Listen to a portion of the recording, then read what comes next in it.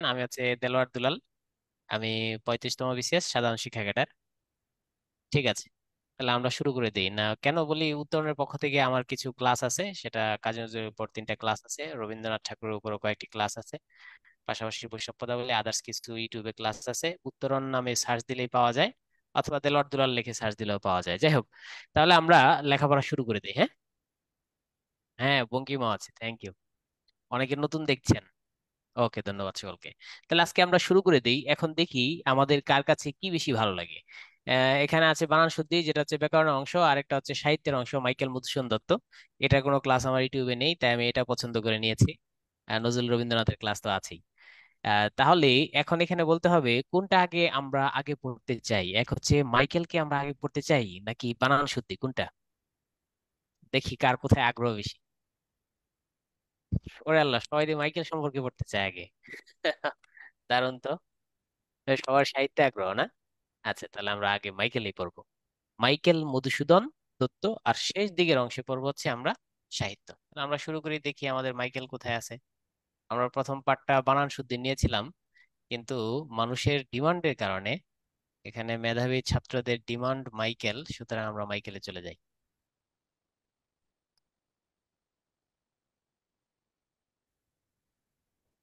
এই হচ্ছে মাইকেল।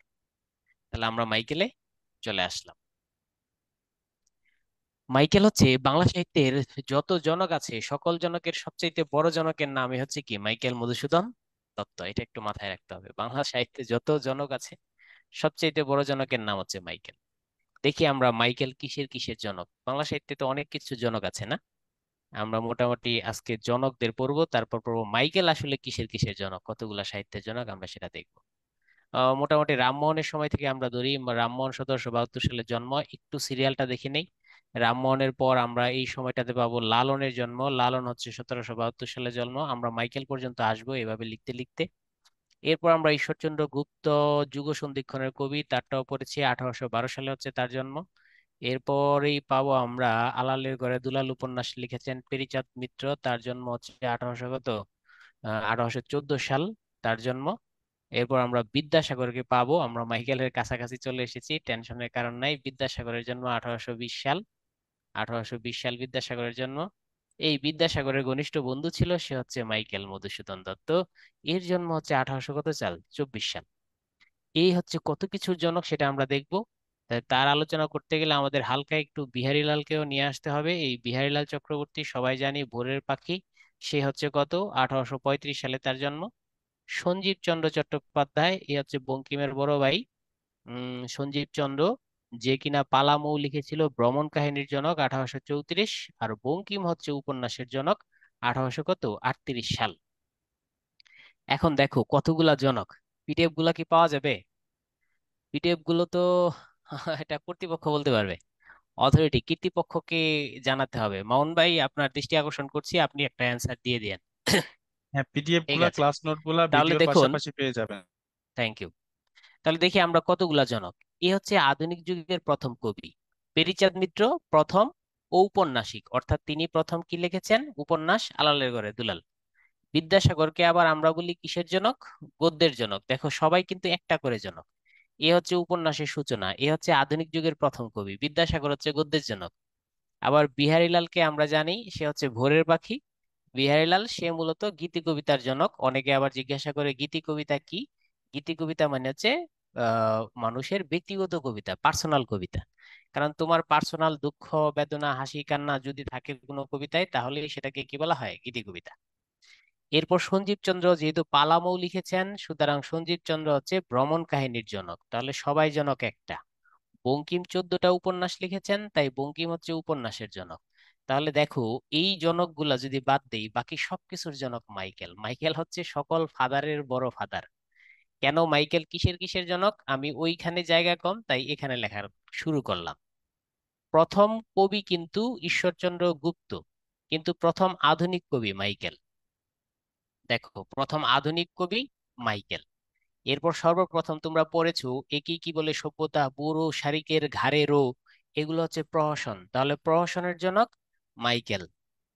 এরপর তোমরা পড়েছো মেঘনাদ বধ কাব্য, তাহলে মেঘনাদ বধ একটি মহাকাব্য, তাহলে মহাকাব্যের জনক বাংলা সাহিত্যে প্রথম মহাকাব্য যিনি লিখেছেন, মহাকাব্যের জনক কে? মাইকেল। তোমরা সনেট পড়েছো, তাহলে সনেটের জনক মাইকেল। সনেটের মধ্যে একটা ইংরেজি তোমার একটা টার্ম আছে ব্ল্যাঙ্ক ভার্স, সেটাকে আমরা বলি অমিত্রাক্ষর ছন্দ। এই অমিত্রাক্ষর ছন্দের জনক কে? সেটাও মাইকেল। এরপর দেখো নাটক। নাটকের কথা যদি বলি, তাহলে আমরা দেখি দীনবন্ধু মিত্র নাটক কিন্তু লিখেছেন মাইকেলের আগে, নীলদর্পণ। আচ্ছা, দীনবন্ধু মিত্র নাটক লিখেছেন নীলদর্পণ, কিন্তু মাইকেল লিখেছেন প্রথম সার্থক নাটক শর্মিষ্ঠা। তাহলে প্রথম সার্থক নাট্যকার কে? সেটাও কিন্তু মাইকেল। এবার বাংলা সাহিত্যে দীনবন্ধু লিখেছেন নীলকরদের অত্যাচারের কাহিনী, কিন্তু কমেডি নাটক নাই।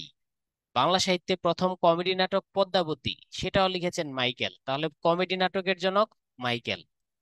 এরপর ধরো মাইকেলের কৃষ্ণকুমারী একটি নাটক আছে, সেই নাটকটার শেষ দিকে আমরা দেখতে পাই কৃষ্ণা মারা যায়। তাহলে যেহেতু কৃষ্ণা মারা যায়, এটা একটা কোন ধরনের নাটক? ট্রাজেডি নাটক, তাহলে ট্রাজেডি নাটকের জনক কে? মাইকেল। তাই আমি প্রায়ই বলি বাংলা সাহিত্যে সবচাইতে বড় যে বাপ, সেই বাপের নামে আছে মাইকেল মধুসূদন দত্ত। ধরো মাইকেলের আগে যারা সাহিত্যিক ছিলেন, এই বিদ্যাসাগর শুধুমাত্র কি লিখেছে? গদ্য। পেরিচাঁদও যেহেতু আলালের ঘরে দুলাল লিখেছে, সেও লিখেছে গদ্য। গুপ্ত একটু ব্যতিক্রম ছিল, গুপ্ত লিখেছে কবিতা। লালন কি লিখেছে? গান। রামমোহন কি লিখেছে? গদ্য। তাহলে দেখো কবিতার জগৎটা আগে ছিল এতটুকু, কিন্তু সেই জগৎটাকে মাইকেল, কবিতার জগৎটাকে মাইকেল একবারে আপার লেভেলে পৌঁছে দিয়েছেন মাইকেল মধুসূদন দত্ত। তাহলে লাস্ট বার আমরা বলবো মাইকেল কিসের কিসের জনক? প্রথম আধুনিক কবি মাইকেল। আবার তোমরা জানো বিদ্রোহী কবি কাজী নজরুল, কিন্তু বাংলা সাহিত্যের প্রথম বিদ্রোহী কবি কিন্তু মাইকেল। প্রথম বিদ্রোহী কবি মাইকেল। নজরুল বিদ্রোহ করেছে ব্রিটিশদের বিরুদ্ধে, আর মাইকেল বিদ্রোহ করেছে সমাজের বিরুদ্ধে, সনাতন ধর্মের বিরুদ্ধে। প্রথম বিদ্রোহী কবি মাইকেল, প্রথম আধুনিক কবি মাইকেল, প্রহসনের জনক মাইকেল, মহাকাব্যের জনক মাইকেল। যখনই আমরা মহাকাব্যের কথা বলি, তখন কিন্তু আমাদের একটা ঝামেলা হয়ে যায়। আমরা মধ্যযুগে পড়েছি, যার জন্ম হয়েছিল 1600 সালের পরে, অর্থাৎ 17 শতকের কবি কিন্তু আলাউল। তোমরা সবাই আলাউলের নাম শুনেছো। আলাউল কি মহাকবি নাকি মহাকবি নয়, আমি একটু জানতে চাই। আলাউল কি মহাকবি নাকি মহাকবি নয়? তোমাদের কি মনে হয়? আচ্ছা, প্রথমত হচ্ছে আলাউল মহাকবি নয়। বাংলা সাহিত্যের প্রথম মহাকবি কে? মাইকেল মধুসূদন দত্ত। আলাউল 17 শতকের সিনিয়র মানুষ, কিন্তু সে মহাকবি নয়। মহাকবি বলা হয়, তাহলে বিষয়টা কেন তাকে মহাকবি বলা হয়? তুমি দেখো দুইজন চেয়ারম্যান নির্বাচনে পাশ করে দাঁড়িয়েছে, তুমিও দাঁড়াইছো চেয়ারম্যান, আমিও দাঁড়াইছি। এখন ধরো আমি পাশ করেছি, তাহলে আমি হচ্ছে আসল চেয়ারম্যান। তুমি ফেল করেছো, তারপরে তো তোমার সমর্থকরা তোমাকে চেয়ারম্যান বলেই ডাকে, এরকম আর কি। এই আলাউল কিন্তু মহাকাব্য লিখে নাই, তারপরে তাকে মহাকবি ভালোবেসে উপাধি দিয়েছে। আর প্রথম মহাকাব্য যিনি লিখেছেন মেঘনাদ বধ কাব্য, সেটা হচ্ছে মাইকেল। তাহলে দেখো বাংলা সাহিত্যে সকল ফাদারের বড় ফাদার মাইকেল। যত নাটকের কথা বলবা, মাইকেল মনে রাখবা, প্রথম কমেডি নাট্যকার মাইকেল। প্রহসনও কিন্তু এক ধরনের নাটক, তবে প্রহসনকে বলা হয় ব্যঙ্গ নাটক, তাহলে প্রহসনের জনক কি? মাইকেল। কমেডি নাটক মাইকেল, ট্রাজেডি নাটক মাইকেল, সার্থক নাটক মাইকেল, প্রহসন যেটাকে ব্যঙ্গ নাটক বলি সেটাও কি? মাইকেল। মহাকাব্য, তাও মাইকেল। অমিত্রাক্ষর ছন্দ মাইকেল, সনেট মাইকেল, সব মাইকেল। তাহলে সকল জনকের বড় জনকের নাম কি? মাইকেল মধুসূদন দত্ত। তাহলে লোকটা কত মেধাবী ছিল, আমি আশা করি তোমরা এই চরণের মাধ্যমেই বুঝতে পেরেছো। দেখো বাংলা সাহিত্যের প্রথম বিদ্রোহী কবি সে, প্রথম আধুনিক কবি মাইকেল, সনেটের জনক মাইকেল, অমিত্রাক্ষর ছন্দের জনক মাইকেল। অমিত্রাক্ষর ছন্দ প্রথম ব্যবহার করেছে তিনি কোথায়? পদ্মাবতী নাটকে। আর তিলোত্তমা সম্ভব কাব্যে। প্রহসনের জনক একে কি বলে সভ্যতা, সেটাও মাইকেল। প্রথম সার্থক নাট্যকার মাইকেল, ট্রাজেডির জনক কৃষ্ণকুমারী মাইকেল, প্রথম মহাকবি মাইকেল। দত্ত কুলোদ্ভব কবি তাকে কেন বলা হয়, এটা পরীক্ষায় আসে। তোমরা অধিকাংশই জানো তার সাথে তার বাবার সম্পর্ক ভালো ছিল না। তখন সে, তার বাবার নাম ছিল রাজনারায়ণ দত্ত। রাজনারায়ণ দত্তকে সে যখন বাড়ি থেকে চলে যায়, চ্যালেঞ্জ করে রাজনারায়ণ দত্তকে বলেছিল যে এই রাজনারায়ণ দত্ত, তুমি হচ্ছে উকিল, এ কিন্তু উকিল ছিল তার বাবা। আর আমি হচ্ছি ব্যারিস্টার মাইকেল, যাই হোক। সে আবার ব্যারিস্টার ছিল, এটা একটু মাথায় রেখো। তখন সে বলছে, এই তুমি তুমি যে উকিল রাজনারায়ণ দত্ত, এই নামে দত্ত বংশকে কেউ চিনবে না। যদি কেউ দত্ত বংশকে চিনে তাহলে সে মাইকেল মধুসূদন দত্তের নামেই চিনবে। তাই তোমরা জানো দত্ত বংশ হচ্ছে তাদের উপাধি, কুল হচ্ছে বংশ, আর উদ্ভব মানে হচ্ছে যে উদ্ভব ঘটিয়েছে বা বিখ্যাত করেছে। তাহলে দত্ত বংশকে বিখ্যাত করেছে মাইকেল মধুসূদন দত্ত, তাই তাকে বলা হয় কি, দত্ত কুলোদ্ভব কবি। তার একটি ছদ্মনাম আছে অ্যানিটিভ। অ্যানিটিভ ছদ্মনামটা প্রায়ই পরীক্ষায় আসে। কেন এটা ছদ্মনাম, এটা একটু সংক্ষেপে আমাদের কাহিনীটা বলতে হবে, তাহলে আমরা বুঝতে পারবো। দেখো, দীনবন্ধু কিন্তু মাইকেলের জুনিয়র। দীনবন্ধুর জন্ম হয়েছে 1830, আর মাইকেলের জন্ম হয়েছে একটু আগে, তোমরা পড়ে ফেলেছো, 1800 কত, 24। কিন্তু নাটকটা কিন্তু দীনবন্ধু আগে লিখে ফেলেছিল। দীনবন্ধু যে নাটকটা লিখেছিল সেটা আমাদের মেহেরপুরের কাহিনী নীলদর্পণ। এখন এই নীল দর্পণ নাটকের মধ্যে কি আছে, নীলকরদের অত্যাচারের কাহিনী আছে, আমাদের দেশের মানুষের উপর তাদের অত্যাচারের কাহিনী আছে। এই যে অত্যাচার আমাদের দেশে করছে, কারা করছে, ইউকের লোকেরা, ইংল্যান্ডের লোকেরা। কিন্তু ইংল্যান্ড তো আমাদের দেশ থেকে অনেক দূরে। ধরো এখানে হচ্ছে আসল ইউকে অনেক দূরে, আর এখানে হচ্ছে আমাদের ইন্ডিয়ানরা। এখন এটাকে, এই যে অত্যাচারের কাহিনী, ইউকের রাজারা রানীরা জানে না, তখন রাজা রানীকে জানাতে হবে। তখন এই মাইকেল মধুসূদন দত্ত এই নীলদর্পণ নাটকটা তিনি কি করেছিলেন, ইংরেজিতে অনুবাদ করেছিলেন, যাতে ইংল্যান্ডের মানুষ এই ইংরেজি অনুবাদ থেকে নীলকরদের অত্যাচার সম্পর্কে জানতে পারে। তখন এটাকে তিনি অনুবাদ করে নাম দিয়েছিলেন দা ইন্ডিগো প্লান্টিং মিরর, এই নামে তিনি অনুবাদ করেছিলেন। এক রাতেই অনুবাদ করে ফেলেছিলেন দা ইন্ডিগো। ইন্ডিগো শব্দের অর্থই হচ্ছে তোমার নীল। প্লান্টিং মানে তোমরা জানো চাষাবাদ, আর মিরর শব্দের অর্থ হতো দর্পণ বা আয়না। তাই তিনি এই নাম দিয়েছিলেন। তবে এই নাম দিলে তার বিরুদ্ধে নীলকররা কি করতে পারে, মামলা করতে পারে নিজের নাম দিলে। তাই তিনি নিজের নাম না দিয়া এখানে তিনি লিখলেন কি, অ্যা নেটিভ। পরবর্তীতে আমরা দেখি আসলেই এই ইংরেজি বইটা যখন ইংল্যান্ডে গেল, ইংল্যান্ডে হইচই পড়ে গেল। ওই হইচই পড়ে যাওয়ার পর তোমার মামলা হইলো কিন্তু। একটা মামলা করলো, মামলা কারা করলো, এই নীলকররা মামলা করলো। সেই মামলায় দেখো মাইকেলের কিন্তু নাম নাই। সেই মামলায় যে বইটার প্রকাশক, প্রকাশকের নাম ছিল, প্রকাশক কিন্তু মামলার কারণে প্রকাশক জেলে গেল, ডাইরেক্ট জেলে।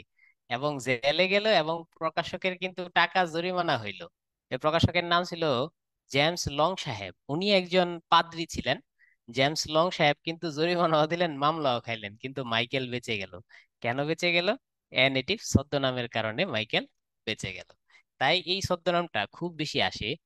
এ নেটিভ কার ছদ্মনাম, তাহলে অ্যান্সার হবে মাইকেলের ছদ্মনাম। আর এখান থেকে তার জন্মসালটা পরীক্ষায় আছে, যশোর জেলায় তার বাড়ি, সেটাও তোমরা জানো, সাগরদাঁড়ি গ্রাম, কপোতাক্ষ নদের পাশে, সেটাও তোমরা জানো। এগুলো তোমাদের মামুলি বিষয়, ঠিক না? আমরা দেখব মাইকেলের অবদান এবং মাইকেল কেমন মানের সাহিত্যিক।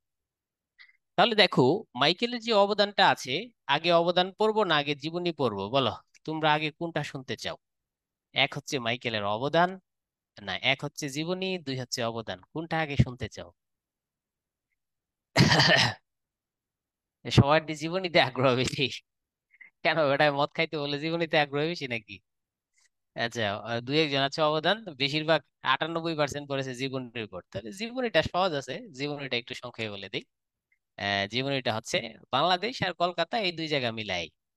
যেমন ধরো, জন্মটা যদি বলো, তাহলে জন্মটা হয়েছে তার যশোরে। এক সময় সে যশোরে থাকে নাই, সে যশোর থেকে কলকাতায় চলে যায়।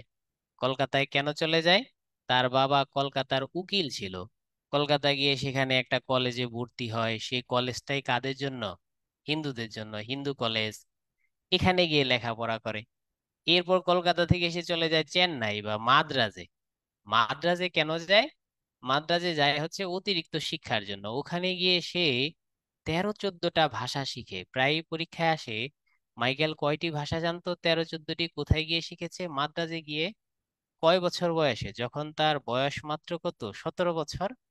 আর এতগুলা ভাষা শিখতে তার সময় লেগেছে মাত্র 1 বছর। কি মেধাবী ছিল! দেখো আমরা কত বছর ধরে ইংরেজি পড়ি পারি না, আর সে 13-14টা ভাষা পারতো, তাও শিখতে সময় লেগেছে 1 বছর। তাহলে এক সময় সে মাদ্রাজে, যখন তার লেখাপড়া মাদ্রাজে শেষ, তখন সে মাদ্রাজ থেকে কিন্তু আবার কোথায় চলে আসলো? কলকাতা। তাহলে তার জীবন আমরা দেখতে পেলাম যশোর, কলকাতা, মাদ্রাজ, এই 3টা জায়গায়। কলকাতা আসার পর যখন তার বয়স 19 হলো, তখন এই মাইকেল, একে তো এতগুলা ভাষা পারে, জ্ঞানী লোক, তার উপর কিছু তো আল্লাহ প্রদত্ত জ্ঞান আছেই, মাথা যায় আউলায় গেল। মাইকেল হিন্দু ধর্ম ত্যাগ করে দিয়ে মাত্র 19 বছর বয়সে খ্রিস্টান ধর্ম গ্রহণ করলো। এটা খুব পরীক্ষায় আসে, যে মাইকেল খ্রিস্টান ধর্ম গ্রহণ করেছেন কয় বছর বয়সে? তাহলে অ্যান্সার হবে 19 বছর বয়সে।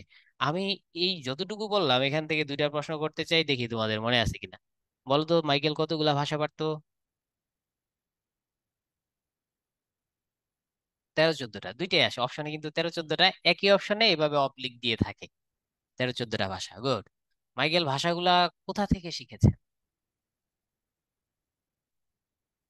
মাদ্রাজ থেকে, ওরে সব মনে আছে। এবার বলো তো, মাইকেল হিন্দু ধর্ম ত্যাগ করলো অথবা খ্রিস্টান ধর্ম গ্রহণ করলো কয় বছর বয়সে? 19 বছর, ঠিক আছে। সবারই মনে আছে দেখা যায়। হুম। তাহলে দেখো, এখন সে যেহেতু খ্রিস্টান ধর্ম গ্রহণ করলো, এখনো সে কলকাতায় আছে, সে যেহেতু খ্রিস্টান ধর্ম গ্রহণ করলো, তাহলে তোমরা তো বুঝতেই পারছো, সে কি হিন্দু কলেজে আর থাকতে পারবে? তাহলে সে আর হিন্দু কলেজে থাকতে পারবে না। তখন হিন্দু কলেজ তাকে বহিষ্কার করলো। তাহলে হিন্দু কলেজ তাকে ত্যাগ করতে হলো ওই একই বছর। তাহলে হিন্দু কলেজ বাদ দিয়ে এখন সে নিশ্চয়ই খ্রিস্টান কলেজ যাবে। ভারতবর্ষে একটা খ্রিস্টান কলেজ ছিল তখন, সেই কলেজের নামই কি ছিল? Bishop college. তখন সে কিন্তু এই বিশপ কলেজে গিয়ে ভর্তি হলো। আবার তার বাবা, তার বাবা তাকে একই বছরে, যখন তার বয়স কত, 19, তখন তার বাবা তাকে ত্যায্য করলো। দেখো কতগুলা ঘটনা তার 19 বছর বয়সে ঘটেছে। হিন্দু ধর্ম ত্যাগ করলো, খ্রিস্টান ধর্ম গ্রহণ করলো, হিন্দু কলেজ তাকে বহিষ্কার করলো, বিশপ কলেজে ভর্তি হলো, তার বাবা তাকে ত্যায্য করলো। সমস্ত ঘটনা এই সময় ঘটেছে। তারপরও মাইকেল কিন্তু লেখাপড়া ছাড়ে নাই। এরপর বিশপ কলেজ থেকেই মাইকেল লেখাপড়া শেষ করলো। যখন মাইকেলের লেখাপড়া শেষ হইল, তখন লেখাপড়া শেষ করে মাইকেল আবার চলে গেল মাদ্রাজে। কারণ ধর্মত্যাগ করে এখানে সে ভালো কিছু করতে পারছিল না। মাদ্রাজে গিয়ে সে প্রেমে পড়লো, মাদ্রাজে গিয়ে সে বিবাহ করলো। তোমরা মোটামুটি জানো মাইকেল বিবাহ করেছে 2টা। প্রথম বিবাহ করেছে একজন খ্রিস্টান, তার নাম হচ্ছে সোফিয়া। পরে 8 বছর পর তাকে তালাক দিয়ে আরেকটা বিয়ে করেছে, হেনরিয়েটা। তবে হেনরিয়েটার নামটা পরীক্ষায় আসে, কারণ হেনরিয়েটা মাইকেল মারা যাওয়ার 2 দিন আগে মাত্র মারা গেছেন। একদম মাইকেলের জীবনের শেষ মুহূর্ত পর্যন্ত হেনরিয়েটা তার সাথে ছিলেন। মাদ্রাজ গিয়ে বিয়ে শাদী করলো। তাহলে এই পর্যন্ত আমরা পড়লাম। তাহলে তার লেখাপড়ার খরচ কে চালাইলো? লেখাপড়ার খরচ কিন্তু তার ত্যাগ করা বাবাই তার লেখাপড়ার খরচ চালিয়েছে। কেন চালিয়েছে? কারণ মাইকেল, সমাজের চাপে তিনি মাইকেলকে ত্যায্য করেছেন, কিন্তু ভালোবাসা তো আর ত্যাগ করতে পারেন নাই। এই জন্য বাবা তাকে গোপনে গোপনে টাকা পাঠাইতো, সেই টাকা দিয়ে লেখাপড়া করতো। আর মাইকেল ছিলেন তার বাবার একমাত্র সন্তান। একমাত্র সন্তান। হুম। বুঝতে পেরেছো? ঠিক আছে। এখন আমরা এতটুকু পড়লাম, আর একটু জীবনী পড়বো, আমরা সংক্ষেপে করে ফেলবো। সেটা হচ্ছে, আমি তোমাদের কাছে একটা জিনিস জানতে চাই। মাইকেল এক, ফ্রান্সে গিয়ে বিখ্যাত হয়েছেন, নাকি 2, সাউন্ড একটু বেশি হলে ভালো হতো অবশ্যই, নাকি 2 ফ্রান্স থেকে ফিরে এসে বিখ্যাত হয়েছেন? বলো তো, ফ্রান্স 1 না 2? ফ্রান্স থেকে ফিরে এসে না ফ্রান্সে যাওয়ার আগেই? আচ্ছা ঠিক আছে, তোমরা অধিকাংশই ভুল বলেছো। মাইকেল মূলত ফ্রান্সে যাওয়ার আগে বিখ্যাত হয়েছেন, নট আফটার। ফ্রান্সে যাওয়ার আগেই বিখ্যাত হয়েছেন, আফটার বললে এটা ভুল হবে। ফ্রান্সে যাওয়ার আগেই বিখ্যাত হয়েছেন মাইকেল। এই বিষয়টা আমরা একটু ভুল জানি, সেটা একটু আমরা একটু এখন দেখার চেষ্টা করব। তাহলে মাদ্রাজে এসে তিনি বিয়ে করলেন। দেখো, তার সাহিত্য রচনা শুরু কিন্তু মাদ্রাজেই। বিয়ে তিনি 24 বছরে করলেন, এটা আমাদের পরীক্ষায় আসবে না, কিন্তু এটা ইম্পর্টেন্ট। 25 বছরে, যেহেতু সে জন্মেছে 1824, বয়স তার 25, তাহলে আমরা দেখতে পাবো 1849 সালে। তাহলে 25 বছরে 1849 সালে তিনি মাদ্রাজে থাকতে লেখালেখি শুরু করেন। তবে প্রথম তিনি ইংলিশ লিখেছিলেন। তোমরা সবাই মোটামুটি জানো, একটা বন্দি মহিলাকে নিয়ে, বন্দি মহিলার কাহিনী লিখেছিলেন, তাই এটার নাম ছিল দ্য ক্যাপটিভ লেডি। এ হচ্ছে তার প্রথম রচনা। এরপর তিনি আরো একটা ইংরেজি লিখলেন, সেটা হচ্ছে ভিশন অফ দ্য পাস্ট। তাহলে তিনি এগুলা লিখলেন কিন্তু মাদ্রাজে বসে। কিন্তু তুমি খেয়াল করে দেখো, এই ক্যাপটিভ লেডি আর ভিশন অফ দ্য পাস্ট, আমার দেশের মানুষ তো ইংরেজি ভালো বুঝে না, তাহলে ইংরেজি বই তো আর আমার দেশে ভালো চলে নাই। যখন এই captive lady vision of the past আমার দেশে ভালো চললো না, তখন কিন্তু মাইকেল অভিমান করলেন। অভিমান করে লেখালেখি বন্ধ রেখেছিলেন, বন্ধই করে দিলেন। এখন তোমরা এখানে কেউ না কেউ জানলেও জানতে পারো, বলো তো মাইকেল কত বছরের জন্য অভিমানে লেখালেখি বন্ধ করে দিয়েছিলেন? দেখি কেউ জানো কিনা। কত বছরের জন্য তিনি অভিমানে লেখালেখি বন্ধ করে দিয়েছিলেন? একবারে বন্ধ। আর তিনি লিখলেনই না, অভিমান করে। কেন মানুষ তার বই ক্যাপটিভিটি পড়লো না? কেন মানুষ তার বই ভিশন অফ দা পাস্ট পড়লো না? আচ্ছা ঠিক আছে, তাহলে তোমরা অনেকে জানতে পারো 10 বছর তিনি অভিমান করেছিলেন, এই সময়টা তিনি কিছুই লিখেন নাই। বুঝতে পেরেছো? তাহলে দেখো, আবার মাইকেল লেখালেখি শুরু করলেন, তাহলে কত সালে বলো তো? বলো তো মাইকেল অভিমান ভাঙলেন আবার কত সালে? তোমরাই বলো, তোমরাই বলো। না, 10 বছর পর? 1859 সালে, থ্যাংক ইউ। 1859 সালে। এই সময় তিনি অভিমান ভেঙে কি লিখলেন? শর্মিষ্ঠা লিখলেন, অভিমান ভেঙে শর্মিষ্ঠা নাটক। এরপর মাইকেলের জীবন এক দারুণ দারুণ একটা সূচনা মাইকেলের জীবনে আসলো 1860 সালে। আর হচ্ছে 1861 সালে মাইকেল বিখ্যাত হইলেন 1860 সালে, পরের বছর। আর মাইকেল অমরত্ব লাভ করলেন 1861 সালে। তাহলে মাইকেলের জীবনে গুরুত্বপূর্ণ সাল লাস্টের এই তিনটা ধরো: 59, 60, 61। 60 সালে তিনি লিখলেন তার প্রথম প্রহসন একে কি বলে সভ্যতা। তার দ্বিতীয় প্রহসন বুড়ো শালিকের গাড়েরও। তার প্রথম যেই কাব্যগ্রন্থ তিলোত্তমা সম্ভব, সেটাও কিন্তু 60। তার যে প্রথম কমেডি নাটক পদ্মাবতী, সেটাও 60। দুইটা প্রহসন 60। আর 61 সালে তিনি লিখলেন তার বিখ্যাত প্রহসন। মানে কি প্রহসন? হচ্ছে নাটক, ব্যঙ্গ নাটক ভাইয়া, প্রহসন এক ধরনের নাটক। 61 সালে তিনি লিখলেন মেঘনাদ বধ, তার অমর সাহিত্য। তাই মাইকেল বিখ্যাত হয়েছেন 1860 সালে, অমরত্ব লাভ করেছেন মেঘনাদ বধ লেখার মাধ্যমে 1861 সালে। তারপর কৃষ্ণকুমারী নাটক, যেটা ট্রাজেডি নাটক, কৃষ্ণা মারা যায় আত্মহত্যা করে, সেটাও তিনি লিখলেন 1861 সালে। তাহলে মাইকেলের জীবনের সর্বোচ্চ গুরুত্বপূর্ণ সাল সাল হচ্ছে 1860, 1861। আমি লাস্ট বার বলছি, একটু তোমাদের জিজ্ঞাসা করব, তার বিখ্যাত বিখ্যাত কষ্টের কাহিনীগুলো হচ্ছে 1861। কষ্টের কাহিনী কোনটা? এই যে মেঘনাদকে হত্যা করেছে, মেঘনাদ বধ, এটা কষ্টের কাহিনী, তাই এটা হচ্ছে 1861। কৃষ্ণা আত্মহত্যা করেছে, সেটাও কষ্টের কাহিনী, ওটাও কিন্তু 1861। আর যেগুলো হাস্যরসাত্মক, যেমন প্রহসন একে কি বলে সভ্যতা, হাস্যরসাত্মক, 1860। তারপর হচ্ছে তোমার হাস্যরসাত্মক হচ্ছে বুড়ো শালিকের ঘাড়েরও প্রহসন, সেটাও 1860। এরপর তার কমেডি নাটক পদ্মাবতী, সেটাও হাস্যরসাত্মক, সেটাও কিন্তু 1860। তিলোত্তমা কাব্যটা, ওটাও কিন্তু হাস্যরস আছে প্রচুর পরিমাণে, ওটাও কিন্তু 1860। তাহলে প্রথম জীবনে তিনি হাস্যরস, শেষ জীবনে তিনি লিখেছেন কি ট্রাজেডি। এরপর তিনি 1862 সালে তিনি ইংল্যান্ডে গিয়ে ব্যারিস্টারি পড়েছেন। 1863 সালে তিনি ফ্রান্সে গিয়েছেন। তাহলে দেখো, তিনি কি ফ্রান্সে গিয়েছেন কিন্তু বিখ্যাত হওয়ার পরে। মাইকেল তো তোমার যখন বিখ্যাত হয়েছেন তখন 1860 সাল, ধরো 1860 সাল মাইকেল এই লেভেলে চলে এসেছে। আর 1800 বাংলা সাহিত্যে বাকি সবাই এই পয়েন্টে পড়ে আছে, আর মাইকেলের লেভেল 1860 সালে এখানে চলে এসেছে। আর যখন মেঘনাদ বধ লিখেছেন তখন মাইকেল একদম অমরত্ব লাভ করেছেন, মানে মাইকেল ধরে নিয়েছে এই তার লেভেলে আর কেউ কোনোদিন আসতে পারবে না। তখনই তিনি ইংল্যান্ডে গিয়ে ব্যারিস্টারি পড়েছেন, এবং ইংল্যান্ডে টাকা পয়সায় টিকতে না পড়ে তিনি ফ্রান্সে চলে যান। প্রথমে তিনি ফ্রান্সের প্যারিসে ছিলেন, সেখানে অনেক খরচ, প্যারিসে টিকতে না পেরে তিনি ভার্সাই নগরীতে চলে গেলেন। আর তোমরা মোটামুটি জানো যে ফ্রান্সের রাজারা থাকতো কিন্তু ভার্সাই রাজপ্রাসাদে, এই জন্যই বেশিরভাগ চুক্তিগুলা হয়েছে ভার্সাই চুক্তি। ভার্সাই চুক্তিগুলা কিন্তু ভার্সাই রাজপ্রাসাদেই হয়েছে, প্যারিসের পাশে, বেশি দূরে না। এই ভার্সাই নগরে মাইকেল চলে গেলেন। এই ভার্সাই নগরে গিয়েই তিনি অভাবে পড়লেন। অভাবে পড়ার পর তিনি ঘর ভাড়াও দিতে পারলেন না, অ্যারেস্ট হইলেন। এই সব কারণে অ্যারেস্ট হইলেন। অ্যারেস্ট হবে না কেন? এমনি ঘর ভাড়া দিতে পারে না, তার উপর তোমার একটা জিনিস সে খাইতে খুব পছন্দ করতো। বলো আমি কি জিনিসটা এঁকেছি? এটা কিসের বোতল? মাইকেল খাইতে খাইতে ঋণ হয়ে পড়তো, এমনিই পারে না ঘর ভাড়া দিতে, তার উপর এসব খেয়ে লাল পানি থ্যাংক ইউ। এ লাল পানি খেয়েছে, লাস্ট পর্যন্ত কিন্তু ফ্রান্সে অ্যারেস্ট হয়েছিলেন। আহ, কারো কারো মতে অ্যারেস্ট হয়েছেন, কারো কারো মতে অ্যারেস্ট পরোয়ানা জারি হয়েছে। তা আমরা ধরে নিই যে গ্রেপ্তারি পরোয়ানা তার বিরুদ্ধে জারি হয়েছিল ঘর ভাড়া দিতে না পারার কারণে। এই সেই কষ্টে বসেই তিনি ফ্রান্সে বসে লিখেছেন, কি লিখেছেন? 102টি সনেট। তো তোমরা যে বঙ্গভাষা ইন্টারমিডিয়েটে পড়েছো সেটা লিখেছেন তিনি ফ্রান্সে বসে। তাহলে তিনি সনেট গুলা লিখেছেন ফ্রান্সে। তাহলে এবার দেখি, আমার কথা যদি বুঝতে পারো, অ্যান্সার সব ঠিক হইলে ধর্ম বুঝতে পেরেছো, বলো। তিনি বিখ্যাত হয়ে ফ্রান্সে গিয়েছেন, এক। দুই, ফ্রান্স থেকে ফিরে এসে বিখ্যাত হয়েছেন। তাহলে এবার অ্যান্সার সব ঠিক আছে। থ্যাংক ইউ, সবাই আমার কথা বুঝতে পেরেছে। তিনি বিখ্যাত হয়ে তারপর ফ্রান্সে গিয়েছেন। আর ফ্রান্সে বসে তিনি কি লিখেছেন বলো তো? ফ্রান্সে বসে লিখেছেন, দুঃখ পেয়ে কষ্ট পেয়ে শুধু সনেট লিখেছেন। এখন বলো, তিনি ফ্রান্সে বসে তিনি কয়টি সনেট লিখেছেন? 102টি। তাহলে তার মোট সনেট হচ্ছে 102টি। গুড।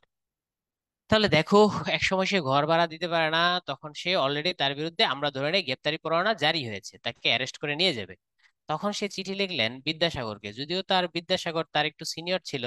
কারণ আমরা পড়েছি বিদ্যাসাগরের জন্ম 1820, মাইকেলের জন্ম 1824। বিদ্যাসাগর সিনিয়র থাকলেও তার সাথে বন্ধুত্বের সম্পর্ক ছিল। বিদ্যাসাগরকে চিঠি পাঠাইলো ফ্রান্স থেকে, বিদ্যাসাগর টাকা পাঠাইলো, সেই টাকা দিয়ে বাড়িওয়ালার ভাড়া মেটালো। তারপর কিছুদিনের মধ্যে সে আবার কিন্তু চলে আসলো। কোথায় চলে আসলো? সে আবার কলকাতায় চলে আসলো। এরপরের জীবন তো আরো কষ্টের। কলকাতায় আসার পর চাকরি নাই বাকরি নাই, ধর্ম চেঞ্জ করেছে। বিদ্যাসাগর তাকে ভালোবাসে, কিন্তু হিন্দু সমাজ তো তাকে ভালোবাসে না। তখন বিদ্যাসাগর তাকে খুব ভালো সুবিধা দিতে পারে না। এরপর মাইকেলের চাকরি বাকরি টাকা পয়সা কিচ্ছু নাই, থাকারও জায়গা নেই। বিদ্যাসাগর এক জমিদারের সাথে কথা বলে সেই জমিদারের বাড়িতে থাকার ব্যবস্থা করলেন। সেই জমিদারের পরিত্যক্ত বাসায় মাইকেলের ঠাঁই হলো। আমরা শেষ সময় দেখতে পাই মাইকেল অসুস্থ হয়ে পড়ে, মাইকেলের স্ত্রী হ্যানরিয়েটা অসুস্থ হয়ে পড়ে, দুইজনে অসুস্থ হয়ে পড়ে। এরপর আমরা দেখতে পাবো হ্যানরিয়েটা অসুস্থ হয়ে বিনা চিকিৎসায় মারা যায়। আলিপুর, কলকাতায় আলিপুর নামে হসপিটাল আছে, সেখানে মারা যায়। তার ঠিক 2 দিন পর মাইকেল মারা যায়। তার 2 দিন পর মাইকেল মারা যায় অসুস্থ অবস্থায়। এমনকি এদের লাশটা পর্যন্ত নেওয়ার লোক পাওয়া যায় নাই। আমরা আরো পড়েছি যে আলিপুর হসপিটালের মর্গে তার লাশ কয়েকদিন পড়েছিল। তার লাশ কয়েকদিন পড়েছিল মাইকেলের।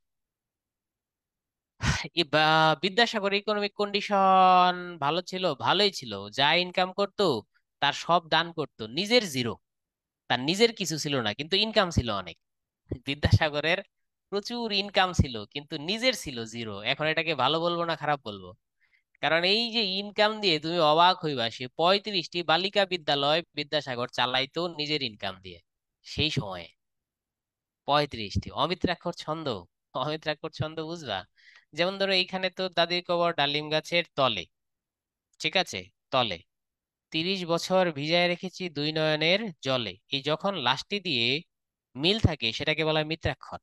কিন্তু মাইকেলের, তোমরা যারা মেঘনাদ বধ পড়েছো, এতক্ষণে অরিন্দম কহিলা বিষাদে, দেখছো এখানে পরের চরণ কি, হায় তাত উচিত কি তব এ কাজ, এ কাজ গিয়ে কিন্তু শেষ হয়েছে। তাহলে দেখো মিলে নাই, এই যে মিলে না শেষে, সেগুলাকেই বলা হয় অমিত্রাক্ষর। মিলে গেলে মিত্রাক্ষর, না মিললে কিন্তু অমিত্রাক্ষর। নিকুষা সতীত আমার জননী সহোদর রক্ষ শ্রেষ্ঠ, ভাতৃপুত্র সুনীল শুম্বনী কুম্ভকর্ণ, নিজ গৃহপথ তার দেখাও তস্করে। মিল নাই, যখন মিলবে না কবিতা বেশি, তখনই সেটাকে বলা হয় অমিত্রাক্ষর। মিলে গেলে মিত্রাক্ষর। রিদম বুঝতে চাই কয় প্রকার? রিদম খুব সহজ, আমি তোমাদের সংক্ষেপে বুঝাই দেই। সেটা হচ্ছে, তোমরা ছন্দ বুঝতে চাও, ছন্দটা হচ্ছে সাধারণত 3 প্রকার। এক কথায় বলে দেই, এটা হচ্ছে স্বরবৃত্ত ছন্দ। স্বরবৃত্ত মানে স্বরধ্বনির ব্যাপক চাপ থাকে, এটা খুব ছোট হয়, এটাকে বলা হয় স্বরবৃত্ত। আমরা উচ্চারণ করার সময় তাড়াতাড়ি পড়ি। এইখানে তোর তাদের কি যেন, আগডুম বাগডুম ঘোড়ার ডুম সাজে, এই যে এইগুলা যে ছড়াগুলা আছে, সমস্ত ছড়াগুলাই স্বরবৃত্ত ছন্দ। ছড়াগুলো, নটন নটন পায়রাগুলো জোটন বেঁধেছে, এগুলা সব স্বরবৃত্ত। মাত্রাবৃত্ত হচ্ছে আমরা যেগুলো একটু আস্তে আস্তে কবিতা পড়ি। যেমন এইখানে তোর দাদির কবর ডালিম গাছের তলে, 30 বছর ভিজায় রেখেছি দুই নয়নের জলে। কবর কবিতা তোমরা অনেকে পড়ো নাই, এটা মাত্রাবৃত্ত ছন্দ। মাত্রাবৃত্ত ছন্দ সবসময় ছয় ছয় হয়, ছয় ছয় 2 মাত্রার। আরেকটা মাত্রাবৃত্ত তোমরা সবাই পড়েছো, সেটা হচ্ছে বাঁশবাগানের মাথার উপর চাঁদ উঠেছে ওই, মাগো আমার শোলক গলার কাজলা দিদি কই। এটা তুমি যেভাবে আস্তে আস্তে পড়ো, এই যে আগডুম বাগডুম, কাজলা দিদি কিন্তু আগডুম বাগডুমের মতো পড়তে পারো না। তাই কাজলা দিদি হচ্ছে মাত্রাবৃত্ত। আর অক্ষরবৃত্ত হচ্ছে একবারে থেমে থেমে যেই কবিতাগুলো আমরা বলি সেগুলাকে বলা হয় অক্ষরবৃত্ত। তোমরা যারা একটি ফটোগ্রাফ পড়েছো সেটা তোমরা পড়েছো এরকম। এই যে আসুন, তারপর কি খবর, আছেন তো ভালো?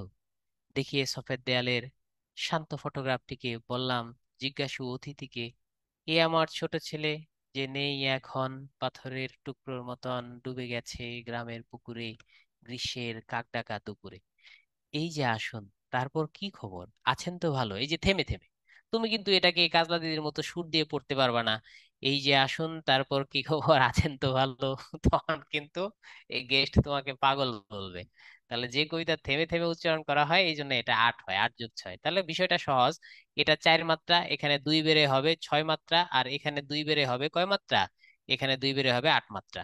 এটার উচ্চারণ তুমি ঠাস ঠাস ঠাস ঠাস করে করবা, এটার উচ্চারণ তুমি একটু গ্যাপ দিয়ে একটু গ্যাপ দিয়ে করবা, আর এটার উচ্চারণ তুমি আরো গ্যাপ দিয়ে থেমে থেমে উচ্চারণ করবা। এই হচ্ছে বৈশিষ্ট্য 3টা। আর যেটা আমরা অমিত্রাক্ষর বলছি সেটা অক্ষরবৃত্তের একটি প্রকারভেদ। অমিত্রাক্ষর এই অক্ষরবৃত্তের একটি প্রকারভেদ। এবং আমরা যেটাকে সনেট বলি, তাহলে সনেটের বৈশিষ্ট্য হচ্ছে 8+6, এই জন্য 14 মাত্রা। খেয়াল করে দেখো, তাহলে সনেটও অক্ষরবৃত্তের একটি প্রকারভেদ।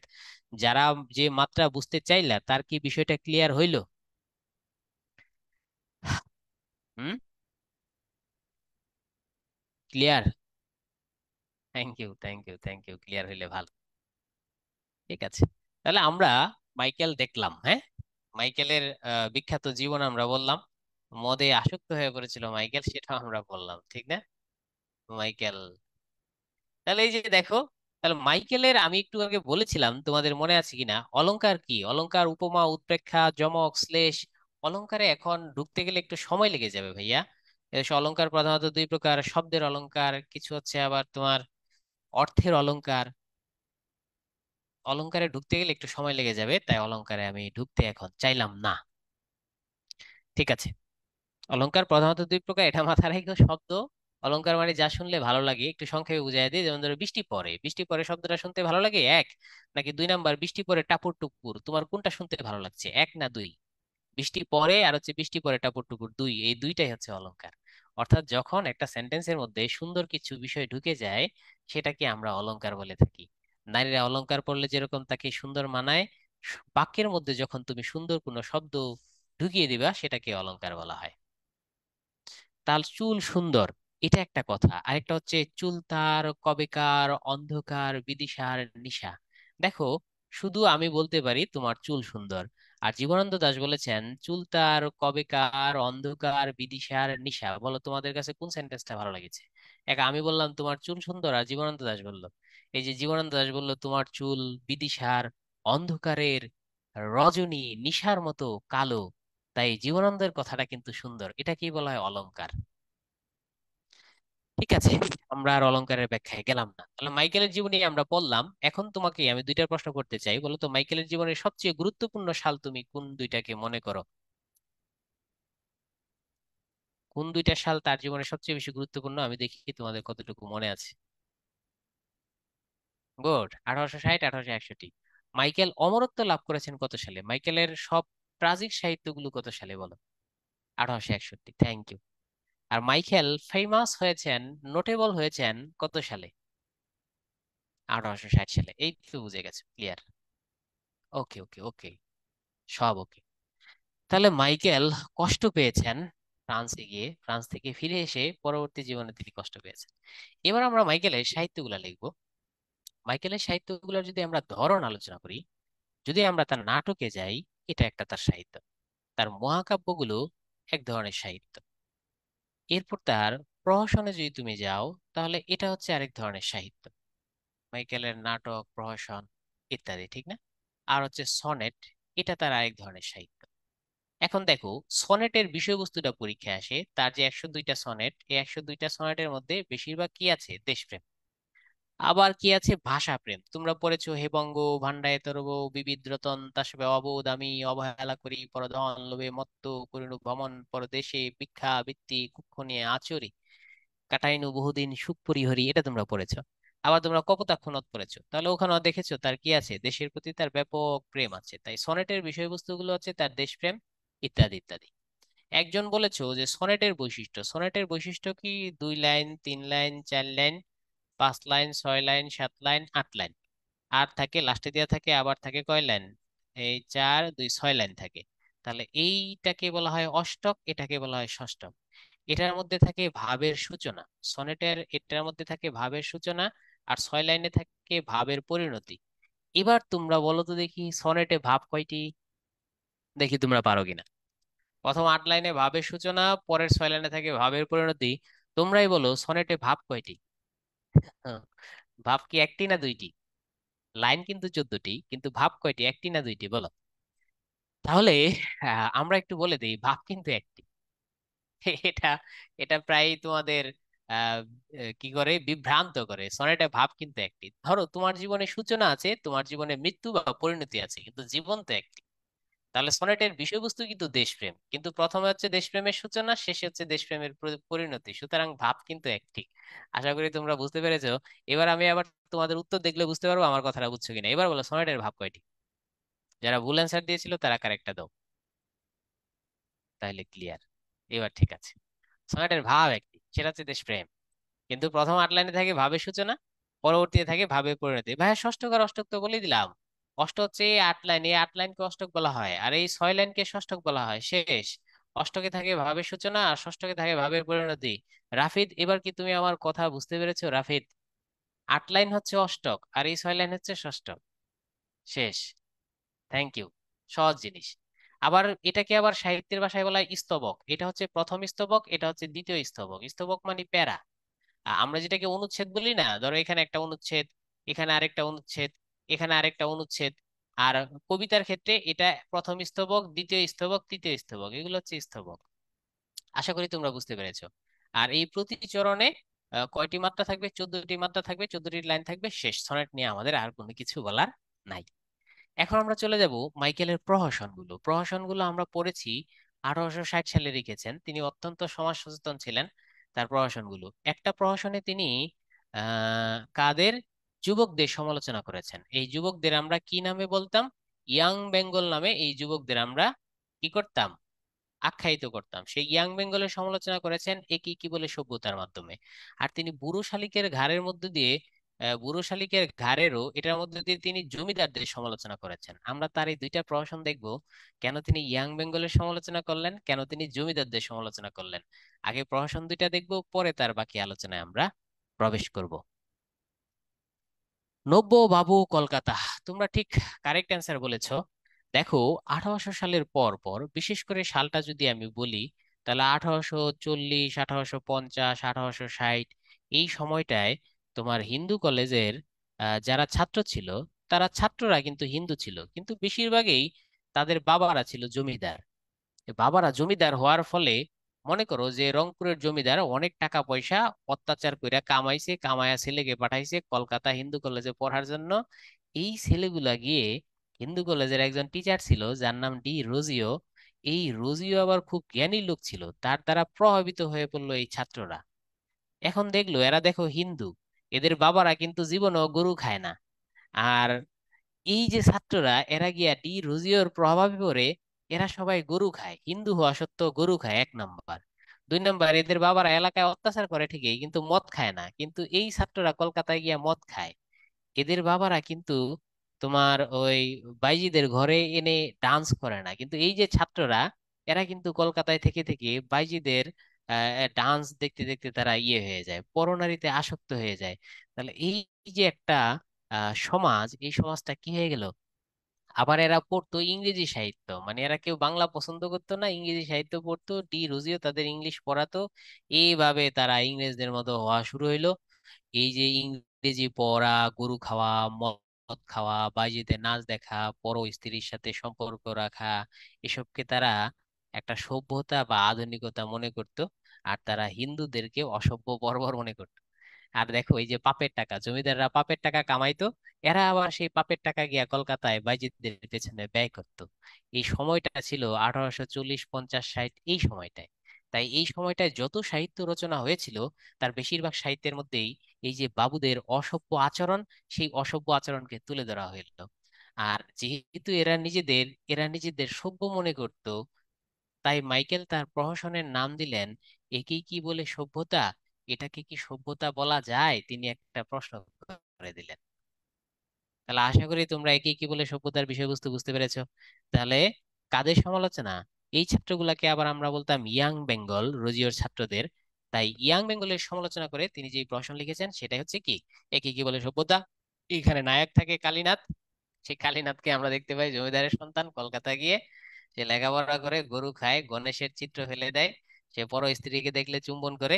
এরপর হচ্ছে সে তোমার মনে করো বাইজিদের ডান্স দেখে, এমনকি গণিকালয় এসব এসে চলে যায়। তাহলে তোমরা এটা বুঝতে পেরেছো। 2 নম্বরে আমরা তার আরেকটা প্রহসন দেখবো, সেই প্রহসন হচ্ছে বুড়ো শালিকের ঘাড়ে রোগ। তৎকালীন জমিদাররাও যে খারাপ ছিল, প্রথমটা জমিদারদের সন্তানদের, আর পরেরটা তিনি সমালোচনা করলেন ডাইরেক্ট কাকের, জমিদারের। বুড়ো শালিকের ঘাড়েরও ডাইরেক্ট তিনি সমালোচনা করলেন জমিদারদের। হম, ডাইরেক্ট সমালোচনা এবার হবে কাদের? জমিদারদের। তোমরা বুড়ো শালিকের ঘাড়েরও পড়েছো এরকম কেউ আছো? হিন্দু কলেজে খ্রিস্টান টিচার ছিল, কারণ এত হিন্দু টিচার পাইবা কই, তখন তো ব্রিটিশদের আমল না, টিচাররা খ্রিস্টান ছিল। বুড়ো শালিকের ঘাড়েরও কেউ পড়া নাই না? আচ্ছা, আমি সংক্ষেপে বলে দিই। এখানে যে জমিদার ছিল, এই জমিদার খুবই ধার্মিক, হিন্দু ধর্মের ধার্মিক। সেই জমিদারের নাম ছিল হচ্ছে ভক্ত প্রসাদ। এই ভক্ত প্রসাদ মারাত্মক ধার্মিক জমিদার। সে তোমার কি করে, সে হচ্ছে সারাক্ষণ রাম রাম রাম রাম ধারণ করে, এই জপে। তাহলে খুবই ধার্মিক। সেও তার ছেলেকে কোথায় পাঠিয়েছে, এটা মোটামুটি ধরে নাও, সেও তার ছেলেকে লেখাপড়া করতে কোথায় পাঠিয়েছে? কলকাতায়। একজন এসে বলল যে বাবু, আপনার ছেলে গরু খায়, এটা শুনে সে রাম রাম রাম রাম বলে চিৎকার করে এবং ছেলেকে ফিরিয়ে নিয়ে আসতে চায়। এ হচ্ছে একটা ঘটনা। এরপর দেখো, সে যেহেতু জমিদার, তার কিছু প্রজা আছে। একটা প্রজার নাম থাকে হানিফ। সে হানিফের আবার একটা হানিফের একটা বন্ধু থাকে, সেই বন্ধুর নাম হচ্ছে ইব্রাহিম। যাই হোক, হানিফের কাছ থেকে ভক্তপ্রসাদ 18 টাকা পায়। হানিফ 9 টাকা দিতে পারে, আর বাকি 9 টাকা দিতে পারে না বলে হানিফের যত জমি আছে সমস্ত জমি ভক্তপ্রসাদ নিয়ে যায়। তোর আর চাষ করা লাগবে না, সব জমি আমি নিয়ে গেলাম, 9 টাকা দিয়ে জমি নিবি। কিছুক্ষণ পর এই ভক্তপ্রসাদের দুইটা চেলা থাকে, একটার নাম হচ্ছে গদা, আর একটা চেলার নাম থাকে হচ্ছে নারীকে পুটি। এরা এসে জানায় যে হুজুর, হানিপার একটা বউ আছে ফতেমা, খুব টসটস। বইয়ের মধ্যে টসটস শব্দটাই ব্যবহার করা হয়েছে। এটা টসটস শোনার পর ভক্তপ্রসাদ আবার এই হানিপার 9 টাকা 18 টাকা সব কি করে দেয়, মুকুব করে দেয়।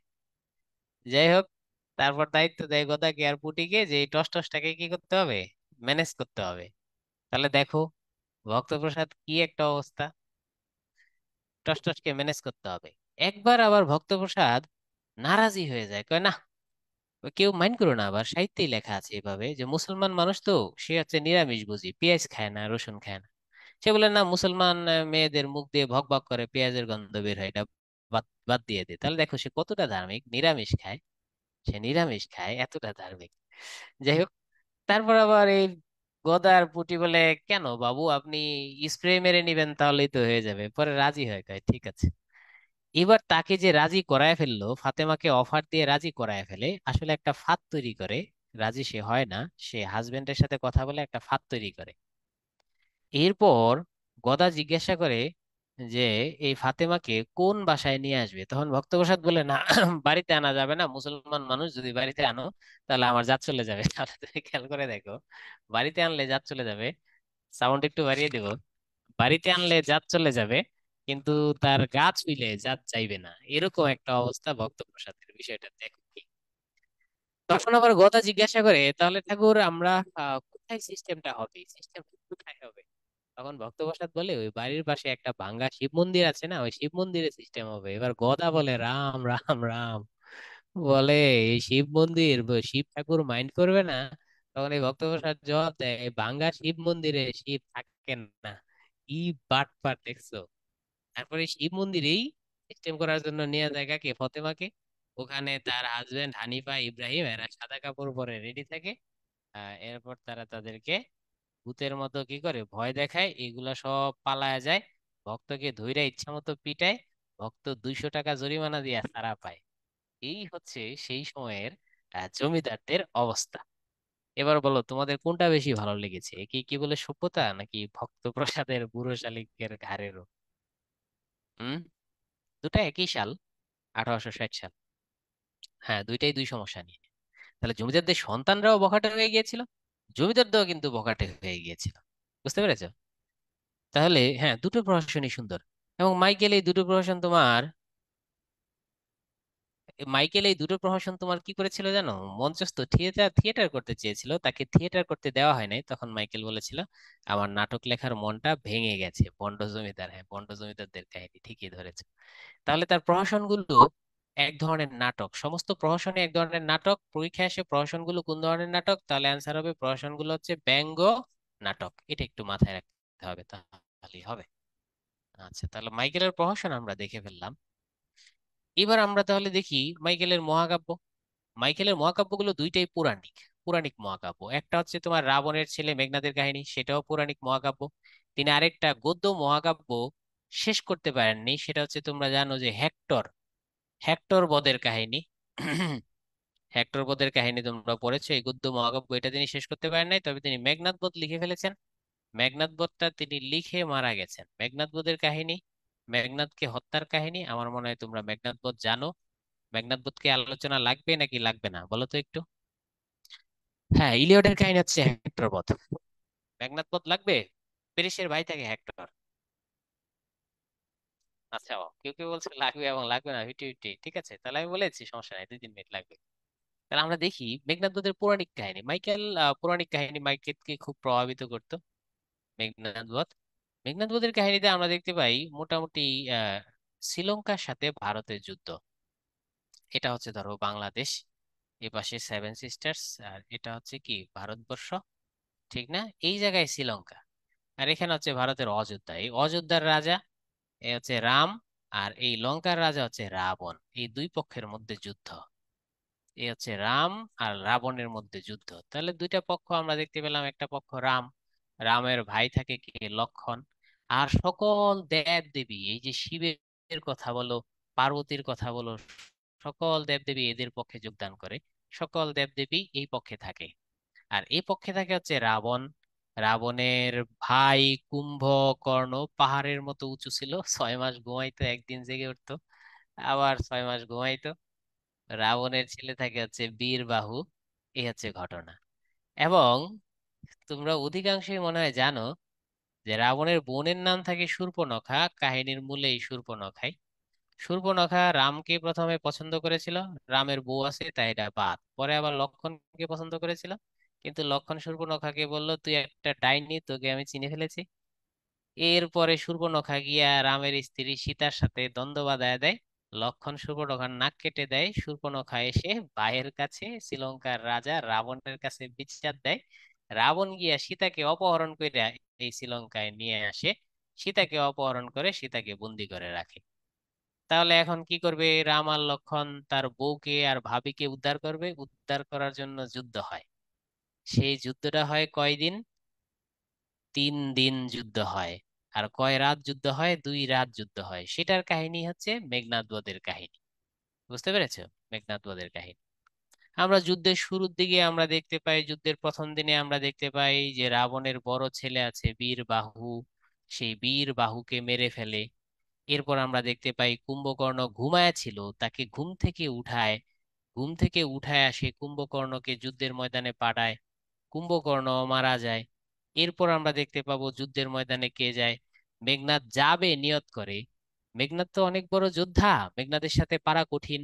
এই জন্য রাম আর লক্ষ্মণ মিলে ষড়যন্ত্র করে। মেঘনাদ যেদিন যাবে সেদিন ভোরবেলা মন্দিরে মেঘনাদ গিয়েছিল পূজা দিতে, পূজা দিয়ে যুদ্ধের ময়দানে যাবে। সেই পূজা দেওয়ার সময় নিরস্ত্র মেঘনাদকে, হাতের মধ্যে তার কিচ্ছু নাই পূজার ঘটি ছাড়া, সেই মেঘনাদকে লক্ষ্মণ দেবতাদের সহায়তায়, লক্ষ্মণ গিয়ে সেই নিরস্ত্র মেঘনাদকে হত্যা করে। এই হচ্ছে মেঘনাদ বধের কাহিনী। তাহলে মেঘনাদ হত্যার পর বিষয়টা খুব কষ্ট লাগে। কষ্ট লাগার কারণে এই মেঘনাদ বধ জিজ্ঞাসা করে কোন রস। দেখো, কবি শুরু করছিল বীর রস দিয়া, কিন্তু মেঘনাদ মারা যাওয়ার পর কবিতা হয়ে গেছে করুণ রস। তাহলে যদি প্রিলিতে আসে যে মেঘনাদ বধের কাহিনী কোন রস, তাহলে অ্যান্সার হবে বীর রস। কিন্তু যদি রিটেনে আসে যে মেঘনাদ বধের কাহিনী কোন রস, তখন আবার বুঝাই দিতে হবে বীর রসে শুরু করলো, এটি করুণ রসে শেষ হয়েছে। তাই প্রিলিতে আসলে দিতে হবে মেঘনাদ বধ বীর রস, রিটেনে আসলে দিতে হবে মেঘনাদ বধ করুণ রস। এই হচ্ছে দুইটা ঘটনা।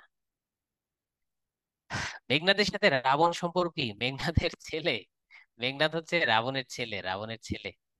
এরপর মেঘনাদকে হত্যা করে তোমরা কি একটা চরণ কখনো শুনেছো, আমি কি ডরাই সখী ভিখারি রাঘবে? এই চরণটা কি তোমরা শুনেছো আগে কখনো, বা কারক ঠারক এসবে পড়েছো কিনা? আমি কি ডরাই সখী ভিখারি রাঘবে, এটা হচ্ছে আহ হ্যাঁ শুনেছো। এটা কিন্তু এই মেঘনাদ বধের কাহিনী। মেঘনাদের স্ত্রী এই কথাটা বলে, মেঘনাদের স্ত্রী এই কথাটা বলে, বুঝতে পেরেছো? মেঘনাদের স্ত্রীর নাম থাকে প্রমীলা।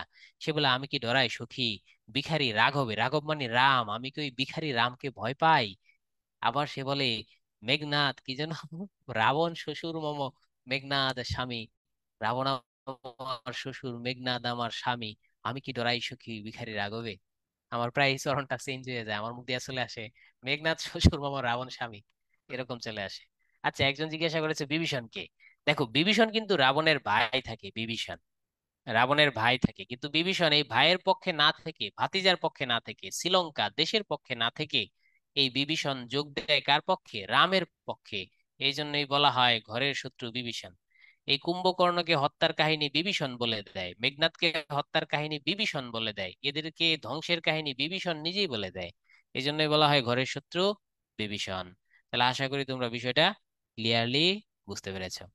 তাহলে এখানে একটা বিষয় আসে, যদি মেঘনাদ বধে কার প্রভাব আছে হচ্ছে, তাহলে বলতে হবে জন মিল্টনের প্রভাব আছে, মহাকবি জন মিল্টনের প্রভাব আছে।